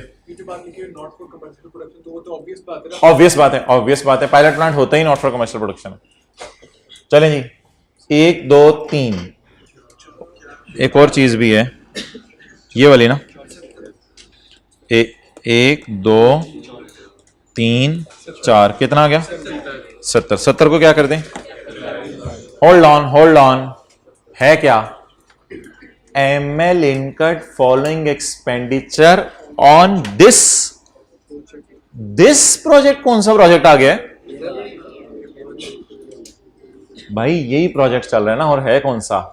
ऑन दिस प्रोजेक्ट फ्रॉम यकम जुलाई 17 को तो हमने ये प्रोजेक्ट अगले का खरीद लिया था ना, तो उसके बाद हम इस पे ये खर्चा कर रहे हैं till launching date, that is यकम में। तो यकम मई तक लेबोरेटरी बंद नहीं हुई, यकम जुलाई से लेके यकम मई तक हमने लेबोरेटरी खोली रखी। शुक्र है इसने डेट्स देके हमें टेस्ट नहीं कराया कौन सी अच्छी वाली बुरी वाली डेवलपमेंट, बस सिंपल अमाउंट आइटम्स दे दिए थे, उनमें से जज करना था कौन से जो है वो खर्चे में डालने और कौन से कैपिटलाइज करने हैं। तो ये एडिशंस वहीं पे रिकॉर्ड होंगी।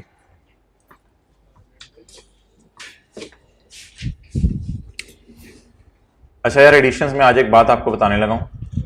आईकैप कहता है बेहतर है एक्यूजिशन अलग शो कर दो और इंटरनली जनरेट अलग शो कर दो।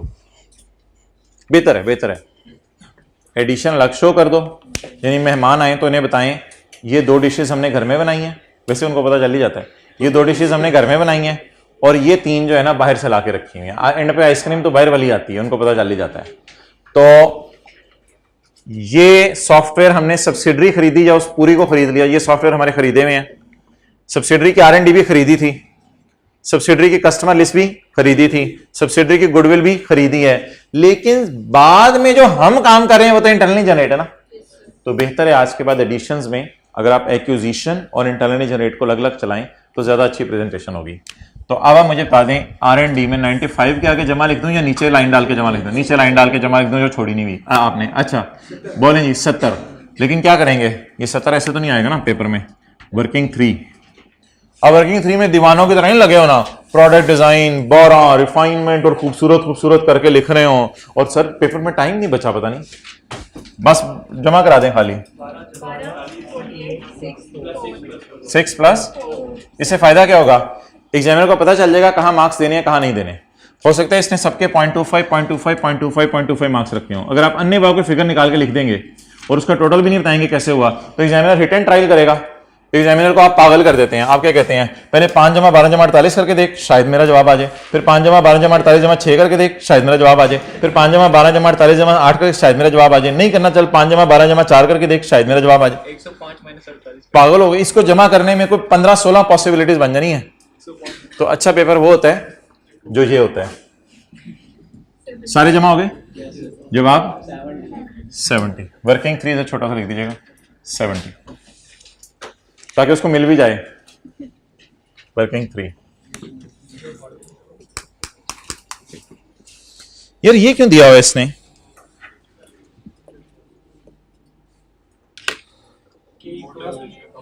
इस दिन से आगे अमोर्टाइज करना है। मई और जून का महीना क्या करेंगे, तो इस इंटेंजिबल पे कितने महीने की अमोर्टाइजेशन रिकॉर्ड करेंगे, 2 महीने की। पॉइंट। यार सवाल तो खत्म हो रहा है, तो टाइम आप ज्यादा लेके आए हुए थे। चलें खैर है, पढ़ें। एज ऑन यकम जुलाई 17, एज ऑन यकम जुलाई 17 साल के पहले दिन फेयर वैल्यू ऑफ पेरेंट की अपनी कस्टमर लिस्ट की 35 मिलियन है फेयर वैल्यू। इसे क्या करें, अपनी कस्टमर लिस्ट।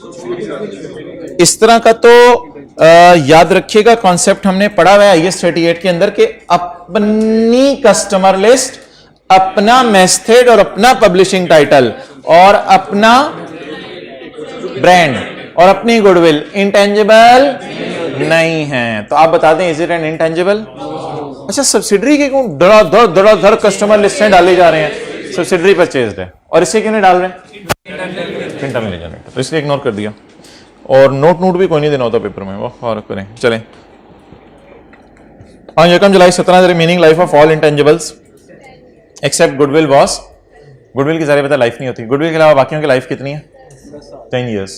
ऑन 31 मार्च, ठीक है अमोर्टाइजेशन निकाल लेते हैं, सबकी एक एक करके एक ही दफा निकाल लेंगे। On 31 March 18 ML sold one of its software for ₹110 million. तो एक सॉफ्टवेयर हमने बेच दिया जी 110 मिलियन का। कितने महीने इस्तेमाल करके? 9 मंथ्स इस्तेमाल करके। अच्छा, खरीदे कितने थे? Excellent, 200 million. एक कितने का था? 100 और 200 मिलियन, तो टोटल 2 सॉफ्टवेयर हमने खरीदे थे 100 वाले। तो 100 वाले अगर 2 सॉफ्टवेयर हो गए तो टोटल कितना हो गया? 200। अब 200 मिलियन के हमारे सॉफ्टवेयर हैं, 200 मिलियन के सॉफ्टवेयर में से एक सॉफ्टवेयर कितने मिलियन वाला कितने का बिक गया?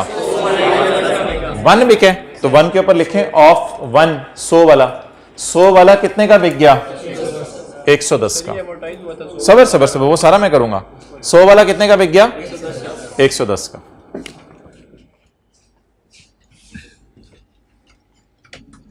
अच्छा जी, सबसे पहले अगर मैं आपसे कहूं कि मुझे आप सॉफ्टवेयर्स की जर्नल एंट्रीज करवा दें, तो सॉफ्टवेयर जो खरीदे हुए हैं उसकी जर्नल एंट्री करने की जरूरत नहीं है। ये सॉफ्टवेयर मुझे खरीदने की किताबों में नजर आ रहे हैं। सॉफ्टवेयर मेरा जो एक है, एक सॉफ्टवेयर, वो सॉफ्टवेयर जो है वो इस्तेमाल ओपनिंग जब कॉस्ट 0 है, ओपनिंग जब 0 है तो ओपनिंग अमोर्टाइजेशन भी 0 है ना, सब कुछ। तो एक सॉफ्टवेयर इस्तेमाल हुआ है 12 महीने और एक इस्तेमाल हुआ है 9 महीने। तो जो 9 महीने इस्तेमाल हुआ है और 12 महीने इस्तेमाल हुआ है, इन दोनों की अमोर्टाइजेशन की अगर मैं इकट्ठी एंट्री करना चाहूं तो इन दोनों की अमोर्टाइजेशन की ये एंट्री बनेगी। एक software 100 divided by 10 multiplied by 9/12, ये बिका हुआ सॉफ्टवेयर है। और 100 डिवाइडेड बाय 10 ये चला हुआ, ये वो सॉफ्टवेयर जो हमारे पास है। तो अलग अलग बता दें जरा टोटल, शायद अलग अलग करना मुझे एक और चीज में हेल्प कर देगा। टोटल कितना हो गया? 17.5। अब बेचने की एंट्री बताएं। Cash debit, accumulated amortisation debit और इनटेंजिबल एसेट या software credit. Balancing figure gain और लॉस। कितने वाला बिका? 100 वाला। पहली दफा हमने खरीदा था क्योंकि सब्सिडरी को हमने ताजा ताजा खरीदा, तो ओपनिंग बैलेंस है नहीं। तो इस साल की अमोर्टाइजेशन, तो अकामुलेटेड अमोर्टाइजेशन में इस वाले की कितनी पड़ी है? 7.5। कैश गेन लॉस निकालने की कोई जरूरत नहीं है, मैं ये एंट्री धुरी छोड़ रहा हूं क्योंकि मैंने कौन सा P&L बनाना है। निकालने टाइम जाया करना। 17.5 और पेपर में अगर आप P&L क्रेडिट लिखे बगैर आ जाएंगे तो कोई मार्क्स नहीं एग्जामिनर काट सकेगा। आपने सिर्फ अपने समझने के लिए एंट्री करना चाह रहे थे, आपको काम की फिगर्स मिल गई, बस फारिग करें। ओके, अब आप मुझे बता दें, ये एंट्रीज पोस्ट करवा दें। अकमुलेटेड अमोर्टाइजेशन बढ़ा दो, इस तरह बोला करें, अकमुलेटेड अमोर्टाइजेशन बढ़ा दो। ये अकमुलेटेड अमोर्टाइजेशन अकाउंट है, ये अकमुलेटेड अमोर्टाइजेशन अकाउंट है, बढ़ा दो कितने से? 17.5। अकमुलेटेड अमोर्टाइजेशन कम कर दो, वही बात है, बाकी 10 रुपए बाकी की बच जाएगी।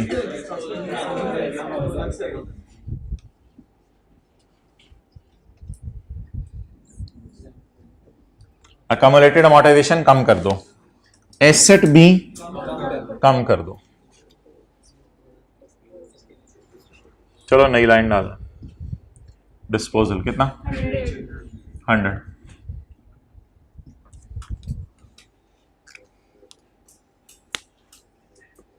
ये तो एक मार्क्स गिविंग एडजस्टमेंट थी ऐसी।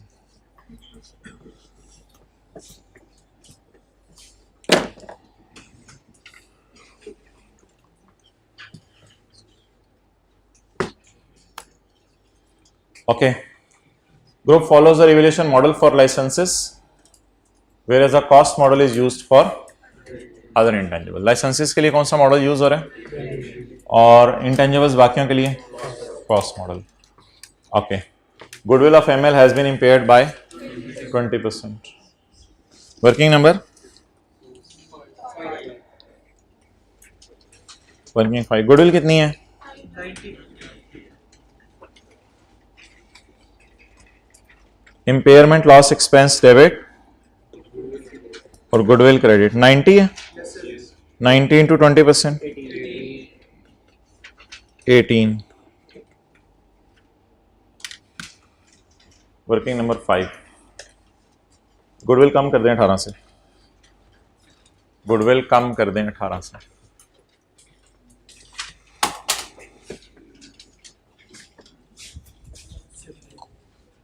बेहतर है अलग से कर दें।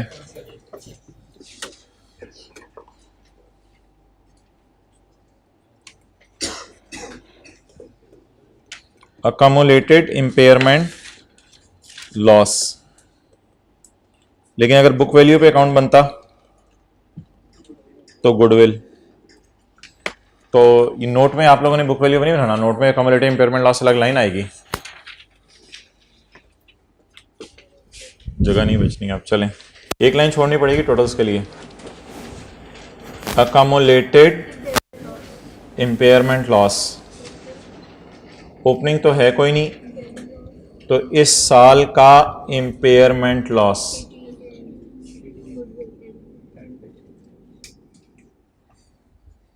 18।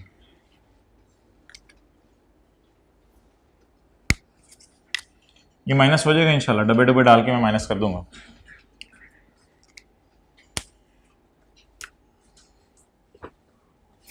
अब कोई चीज बच गई अमोर्टाइज करने वाली, वो बता दें। लाइसेंस हो गए हैं, सॉफ्टवेयर्स भी हो गए हैं, R&D और कस्टमर लिस्ट बच गई है। भाईजान एक बार याद रखिएगा, जब तक इंडेफिनेट लाइफ नहीं दी हुई तब तक आप हर चीज को अमोर्टाइज करेंगे, चाहे कस्टमर लिस्ट है जो मर्जी है, जब तक सवाल कह ना दे इनकी लाइफ क्या है, इंडेफिनेट। अब सवाल में एक ही जगह लाइफ दी हुई है सबकी, 10 साल दी हुई है, और तो कोई लाइफ पूरे सवाल में दी नहीं हुई, लेकिन इसकी एडिशन साल के शुरू की है।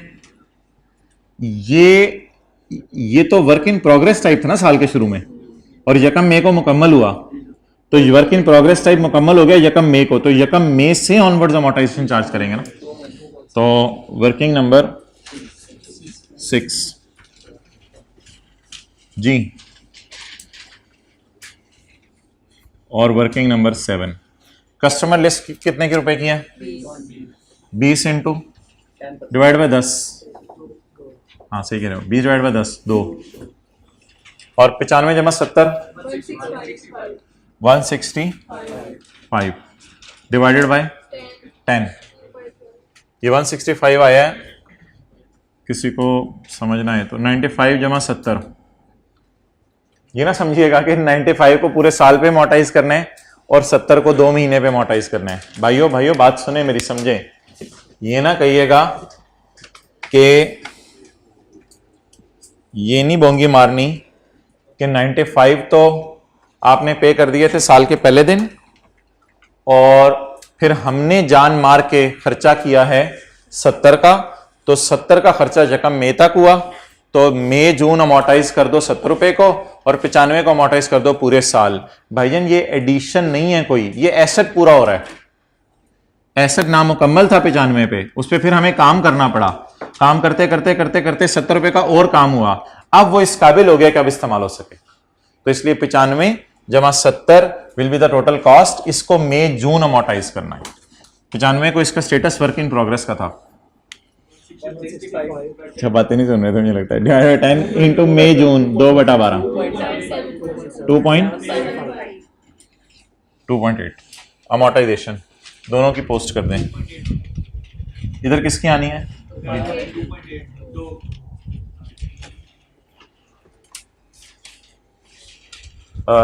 एक मिनट पहले मुझे दें, टोटल जरा करवा लेने दें। टोटल नहीं जरा देखें मैं टोटल्स करके से रहा हूं। इसकी तो डिस्पोजल कोई नहीं है।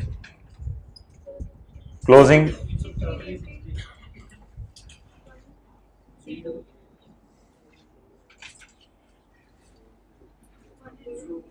ये 100 का सॉफ्टवेयर क्यों बचा है?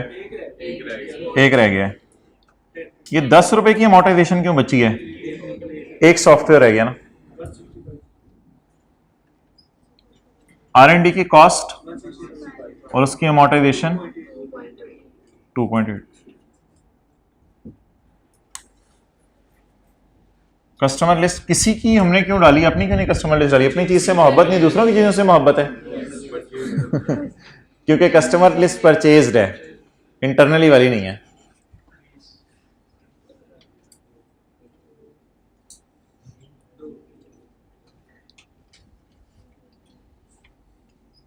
आराम आराम से करूं सवाल या बस खत्म करूं? आराम आराम से करूं तो अच्छा समझ गए हो। अच्छा 90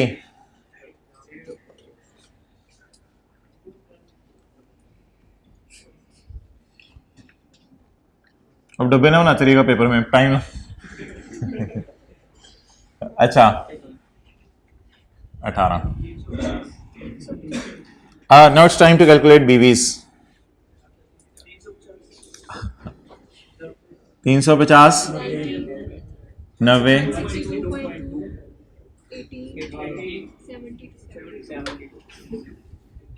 72 टोटल्स करा दें।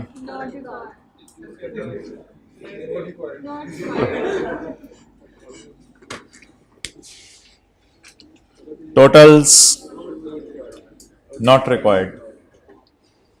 अच्छा वैसे मेरे ख्याल से ना इस सवाल में टेक्निकली एक एरर है। वो एरर आई कैप ने भी नहीं उसको एड्रेस किया, इसलिए मैं भी नहीं करा। इस सवाल में टेक्निकली एक एरर है, वो ये कि ये ना यकम मई 2018 से ऑनवर्ड्स ये अमोटाइज करना है, लेकिन सवाल कह रहे हैं कि रिमेनिंग लाइफ यकम जुलाई 17 को खड़े होके 10 साल है। तो बजाहिर ये इंटेंजिबल की लाइफ होनी चाहिए 9 साल और 2 महीने, होनी ही लाइफ 9 साल 2 महीने चाहिए। अगर आप बिल्कुल टेक्निकली बात करें, एज ऑन यकम July 17 the remaining life were, अगर एक लास्ट लिस्ट ने लिखा होता ना कि remaining life wherever applicable is of 10 years, वो फिर और बात होती। लेकिन असल में लाइफ किसी भी दिन खड़े होकर निकाली जाती है। तो अगर साल के शुरू में इसकी लाइफ 10 साल थी तो ये तो मुकम्मल ही नहीं, ये तो पूरा ही नहीं हो सका। हमारे साल कहीं जाके मई में पूरा हो रहा है। बहरहाल आई कैप ने भी इसको बॉदर नहीं किया, कोई इतनी इंपॉर्टेंट बात नहीं थी। तो लाइफ जहां जहां अवेलेबल नहीं थी उसको हमने कितने साल ले लिया?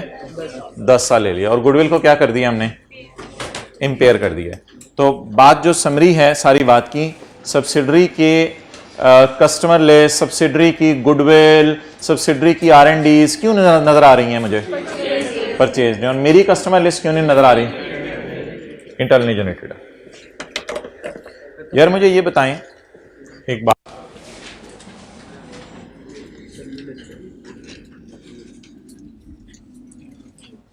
एक बात बताएं जरा भाई, इधर देखें जरा।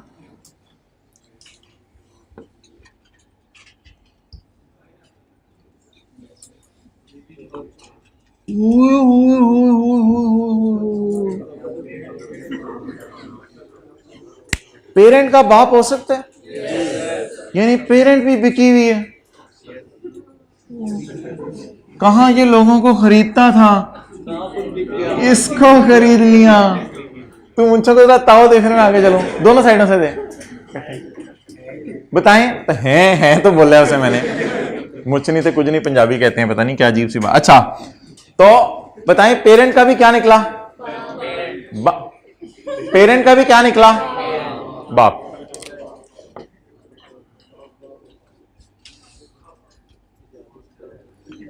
तुम्हें इजाजत है पीटीसीएल,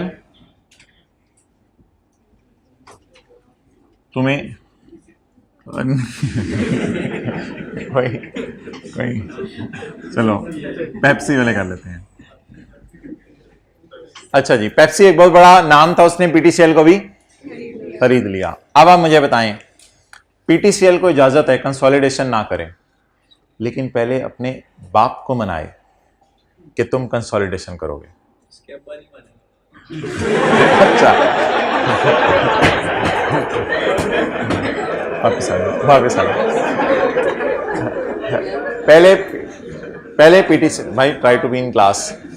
पहले पीटीसीएल को इजाजत है कंसोलिडेशन ना करे अगर, बोले बोले बोले बोले, अगर पेप्सी मान जाए कि मैं कंसोलिडेशन कर लूंगी तुम सबकी। और दूसरी बात, पीटीसीएल के अदर ओनर्स भी हो सकते हैं, अदर ओनर्स हो सकते हैं, 90% खरीदा हो ना पेप्सी ने, और भी अदर ओनर्स भी हो सकते हैं। पीटीसीएल के अदर ओनर्स भी माने कि हमें कंसोलिडेशन नहीं चाहिए, पीटीसीएल के अदर ओनर्स भी माने। तीसरी बात, पीटीसीएल स्टॉक एक्सचेंज में लिस्टेड नहीं होनी चाहिए। अगर लिस्टेड है तो फिर फंस जाएगी, फिर कंसोलिडेशन करनी पड़ेगी। पीटीसीएल को अनलिस्टेड होना चाहिए, पीटीसीएल स्टॉक एक्सचेंज पे लिस्टेड नहीं होनी चाहिए। अगर ये 3-4 बातें पाई जा रही हैं तो किसको इजाजत है, किस चीज की इजाजत है? कंसोलिडेशन ना करवे। ऐसी सूरत में पीटीसीएल को इजाजत है। ये आप लोग आए हुए उसकी बरकत से बातें हो रही हैं, वरना ये मेरे से नहीं होनी थी।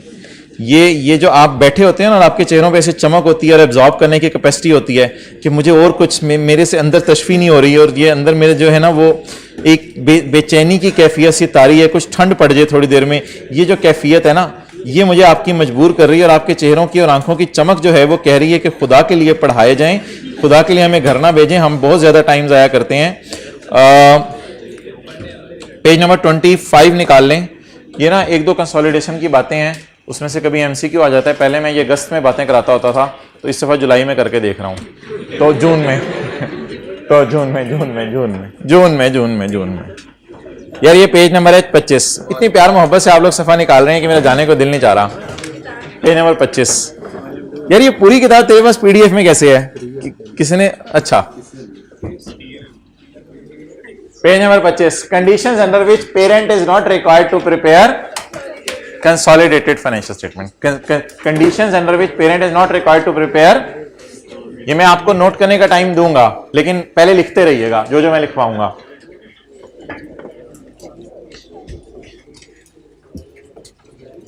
ये कौन है? ये,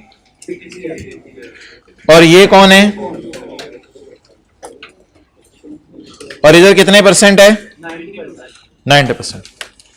IFRS 10 also requires that an entity that is a parent, यहां लिखें PTCL, यहां पेरेंट को PTCL लिखें, वरना मिक्स कर देंगे आप चीजें। वॉल्यूम 2 तो है ना माशाल्लाह। IFRS 10 अल्लाह खरीदने की तौफीक दे। Also requires that entity that is a parent यानी PTCL shall present consolidated financial statement and must include all subsidiaries। पहली बात तो ये होगी। आप PTCL पहले यहां लिखो यार, छोड़ो इसको, ये लिखना छोड़ो। A PTCL need not present consolidated financial statement if all of the following conditions are met। पता नहीं कोई भूल ना गई हो, 4 थी। It is a wholly owned subsidiary, नहीं होली ओन तो नहीं है, होली ओन भी हो सकती है ना 100%। होली ओन क्या होता है? ये 100% होता। It is a wholly own subsidiary और इज अ पार्शली ओन, ये तो पार्शली ओन्ड है ना इस वक्त, तो it is a partially own subsidiary of another entity. Another entity को लिख लें Pepsi, of another entity. यार ये क्या मतलब है, and all its other owners. 90% Pepsi ने खरीदा हुआ है, तो 10% इसके हो सकता है भाई ने खरीदे हो shares, and its other owners including those not otherwise entitled to vote. कुछ ओनर्स वो भी होते हैं जिनको वोटिंग राइट नहीं होता, कुछ होते हैं जिनको वोटिंग राइट होता है, वो वाले लोग भी जिनको वोटिंग राइट नहीं है, सब ने इन्फॉर्म कर दिया है एंड डू नॉट, उनको इन्फॉर्म कर दिया हमने, and they do not object, उनको कोई एतराज नहीं है टू द पेरेंट, पेरेंट के ऊपर, पेरेंट कौन, पीटीसीएल, उनको पीटीसीएल पे कोई एतराज नहीं है, नॉट प्रेजेंटिंग द कंसोलिडेशन। अगर पीटीसीएल कंसोलिडेशन नहीं कर रही, किसी को एतराज नहीं, तो पीटीसीएल के और ओनर्स कौन से होंगे, कोई 10% किसी और ने भी शेयर खरीदे होंगे ना, उनको कोई एतराज नहीं हो, चाहे वोटिंग राइट्स हो उनके पास, चाहे नॉन वोटिंग राइट्स किनके पास होते हैं, प्रेफरेंस शेयर होल्डर्स के पास होते हैं, कभी मैं बताऊंगा आपको। Point 2, it's PTCL, PTCL debt और equity instruments are not traded in public market. PTCL के शेयर स्टॉक एक्सचेंज में बेचे ना जाते हो। ये ब्रैकेट में ना बाहर के मुल्कों में एक्सचेंज मार्केट के नाम लिखे हुए हैं। It PTCL did not file nor is in the process of filing its financial statements with SECP।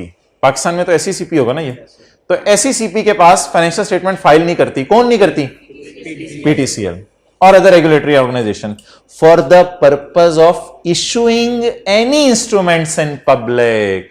ये इंस्ट्रूमेंट्स कौन से इशू होते हैं पब्लिक में, शेयर्स वगैरह, तो शेयर्स वगैरह इसका इशू करने का कोई प्रोग्राम नहीं है, ना इसने कर दिए हैं ना करने का इरादा है शेयर्स इशू, तो इसका मतलब है ये प्राइवेट कंपनी टाइप कोई चीज है बेचारी। और point 4, it's ultimate parent, ultimate और इंटरमीडिएट क्या, कभी कभी बाप के बाप का भी बाप होता है, तो इट्स अल्टीमेट पेरेंट को ऊपर वास होते हैं, और इंटरमीडिएट पेरेंट जो भी है, इट्स अल्टीमेट और इंटरमीडिएट पेरेंट प्रोड्यूस, आप इंटरमीडिएट अल्टीमेट लिख लें, बस अल्टीमेट के ऊपर पेप्सी लिख लें, its ultimate parent produces financial statements. इसका अल्टीमेट पेरेंट क्या प्रोड्यूस करता हो, फाइनेंशियल, कौन सी वाली, that are available for public, और वो पब्लिक को भी इस्तेमाल करने की इजाजत हो, एंड कंप्लाई विद द, और फिर IFRS से भी कंप्लाई करे Pepsi, in which subsidiaries are, उसमें फिर ये वाली सब्सिडरी भी अपनी कंसोलिडेट करेगा, और in which subsidiaries are consolidated और are measured at fair value through P&L in accordance with IFRS 9 लिख लें, इन अकॉर्डेंस विद IFRS 9। ये बात ना IFRS 9 में पढ़ेंगे, FVTPL क्या होता है, fair value through profit and loss. ये बात काट दें, ये बात काट दें। अच्छा, यह सादा सा सवाल है, 31 दिसंबर 2010 पीटीसीएल का ईयर एंड है, और 30 नवंबर 2010 यूफोन का ईयर एंड है, कंसोलिडेशन हो सकती है, बताएं कंसोलिडेशन हो सकती है, पहले ये बात सुन लें। 31 दिसंबर 10 किसका ईयर एंड है, पीटीसीएल का, 30 नवंबर कंसोलिडेशन हो सकती है,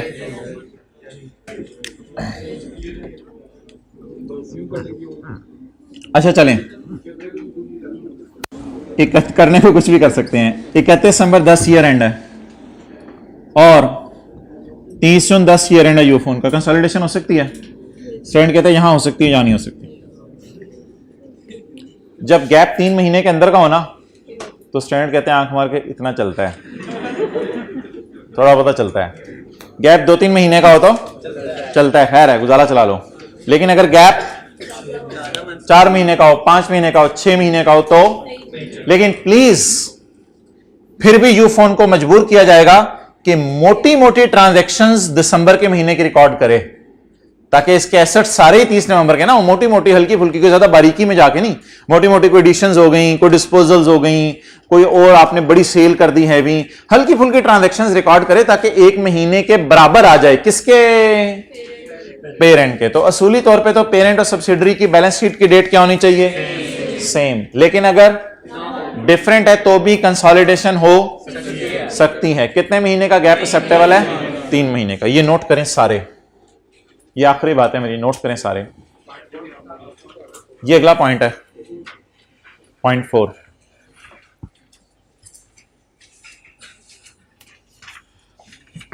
इसके साथ एक कंडीशन है, वो मैं इंग्लिश पढ़ के लिखूंगा कि क्या कंडीशन है।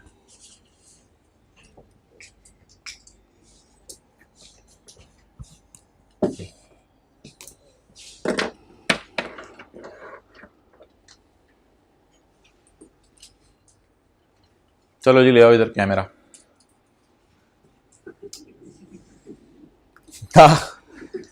The financial statements of parent and its subsidiaries used in the,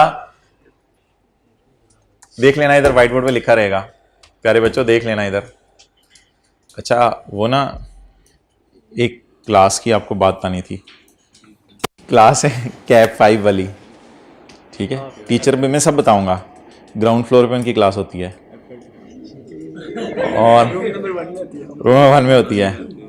उनके लिए ना कोई बंदा आधे घंटे बाद आएगा इसी रूम में, आधे या पौने घंटे बाद। वो शायद टर्म टेस्ट की डिस्कशन कहीं अपलोड करने के लिए लगवाए। तो मैं वैसे ही बता रहा हूँ, मैं वैसे ही। अच्छा जी मैंने गप मारी है। मैं एक बंदे को इनवाइट नहीं कर रहा, लेकिन अगर कोई ऑफर करूं तो the financial statements of the parent and it's subsidiaries used in the, यार देखें जितनी जान है ना लगा लें। मैं अपने आप को भी समझाता हूं कि जितनी जान है लगा लूं, क्या कर लूंगा घर जाके, कितने तीर मार लूंगा, सीए के बाद क्या कर लूंगा। तो जितनी जान है ना उतनी लगा लें, वरना किधर ले जानी है जान आपने। The financial statements of parent and it's subsidiaries used in the preparation of consolidated financial statement shall have the same period and. असूली तौर पे तो सेम होना चाहिए year and.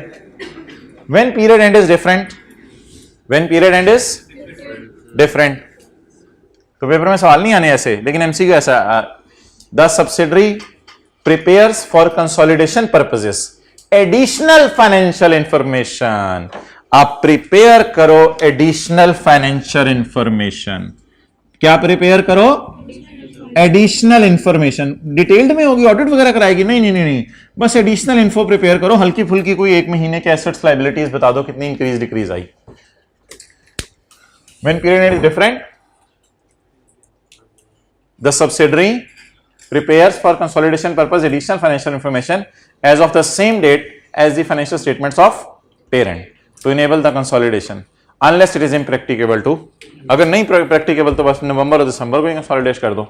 if it is impracticable to do so, लेकिन अगर नहीं possible हो रहा, subsidiaries most recent financial statements may be used with adjustments of significant transactions। आप कोशिश करो फाइनेंशियल स्टेटमेंट्स बना लो, एक महीने की नहीं बना सकते तो मोटी मोटी क्या कर दो, एडजस्टमेंट्स कर दो and events. In any case, किसी भी हाल में, difference between reporting dates shall be no more than 3 month से ज्यादा डिफरेंस नहीं होना चाहिए। And the length of the reporting periods and any difference between the dates of financial statement shall be the same from the period to period. क्या बात लिखी है इसमें भाईजान? अगले साल भी यही होगा, पीरियड टू पीरियड सेम रखना। अगले साल भी यही होगा, 30 नवंबर 2011 और 31 दिसंबर 11, और उससे अगले साल। तो हर साल अब ये सर्कल चल पड़ेगा, महीने महीने का गैप आपका रहना ही है। ये कोई इसने अंग्रेजी ठोकी है मुश्किल सी।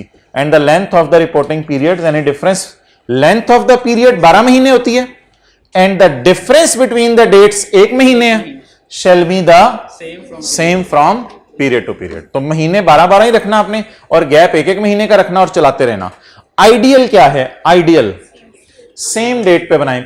फिर भी नहीं हो सकता तो आप ऐसा करें, इंफॉर्मेशन प्रोड्यूस करें फाइनेंशियल, जिससे काम चल जाए।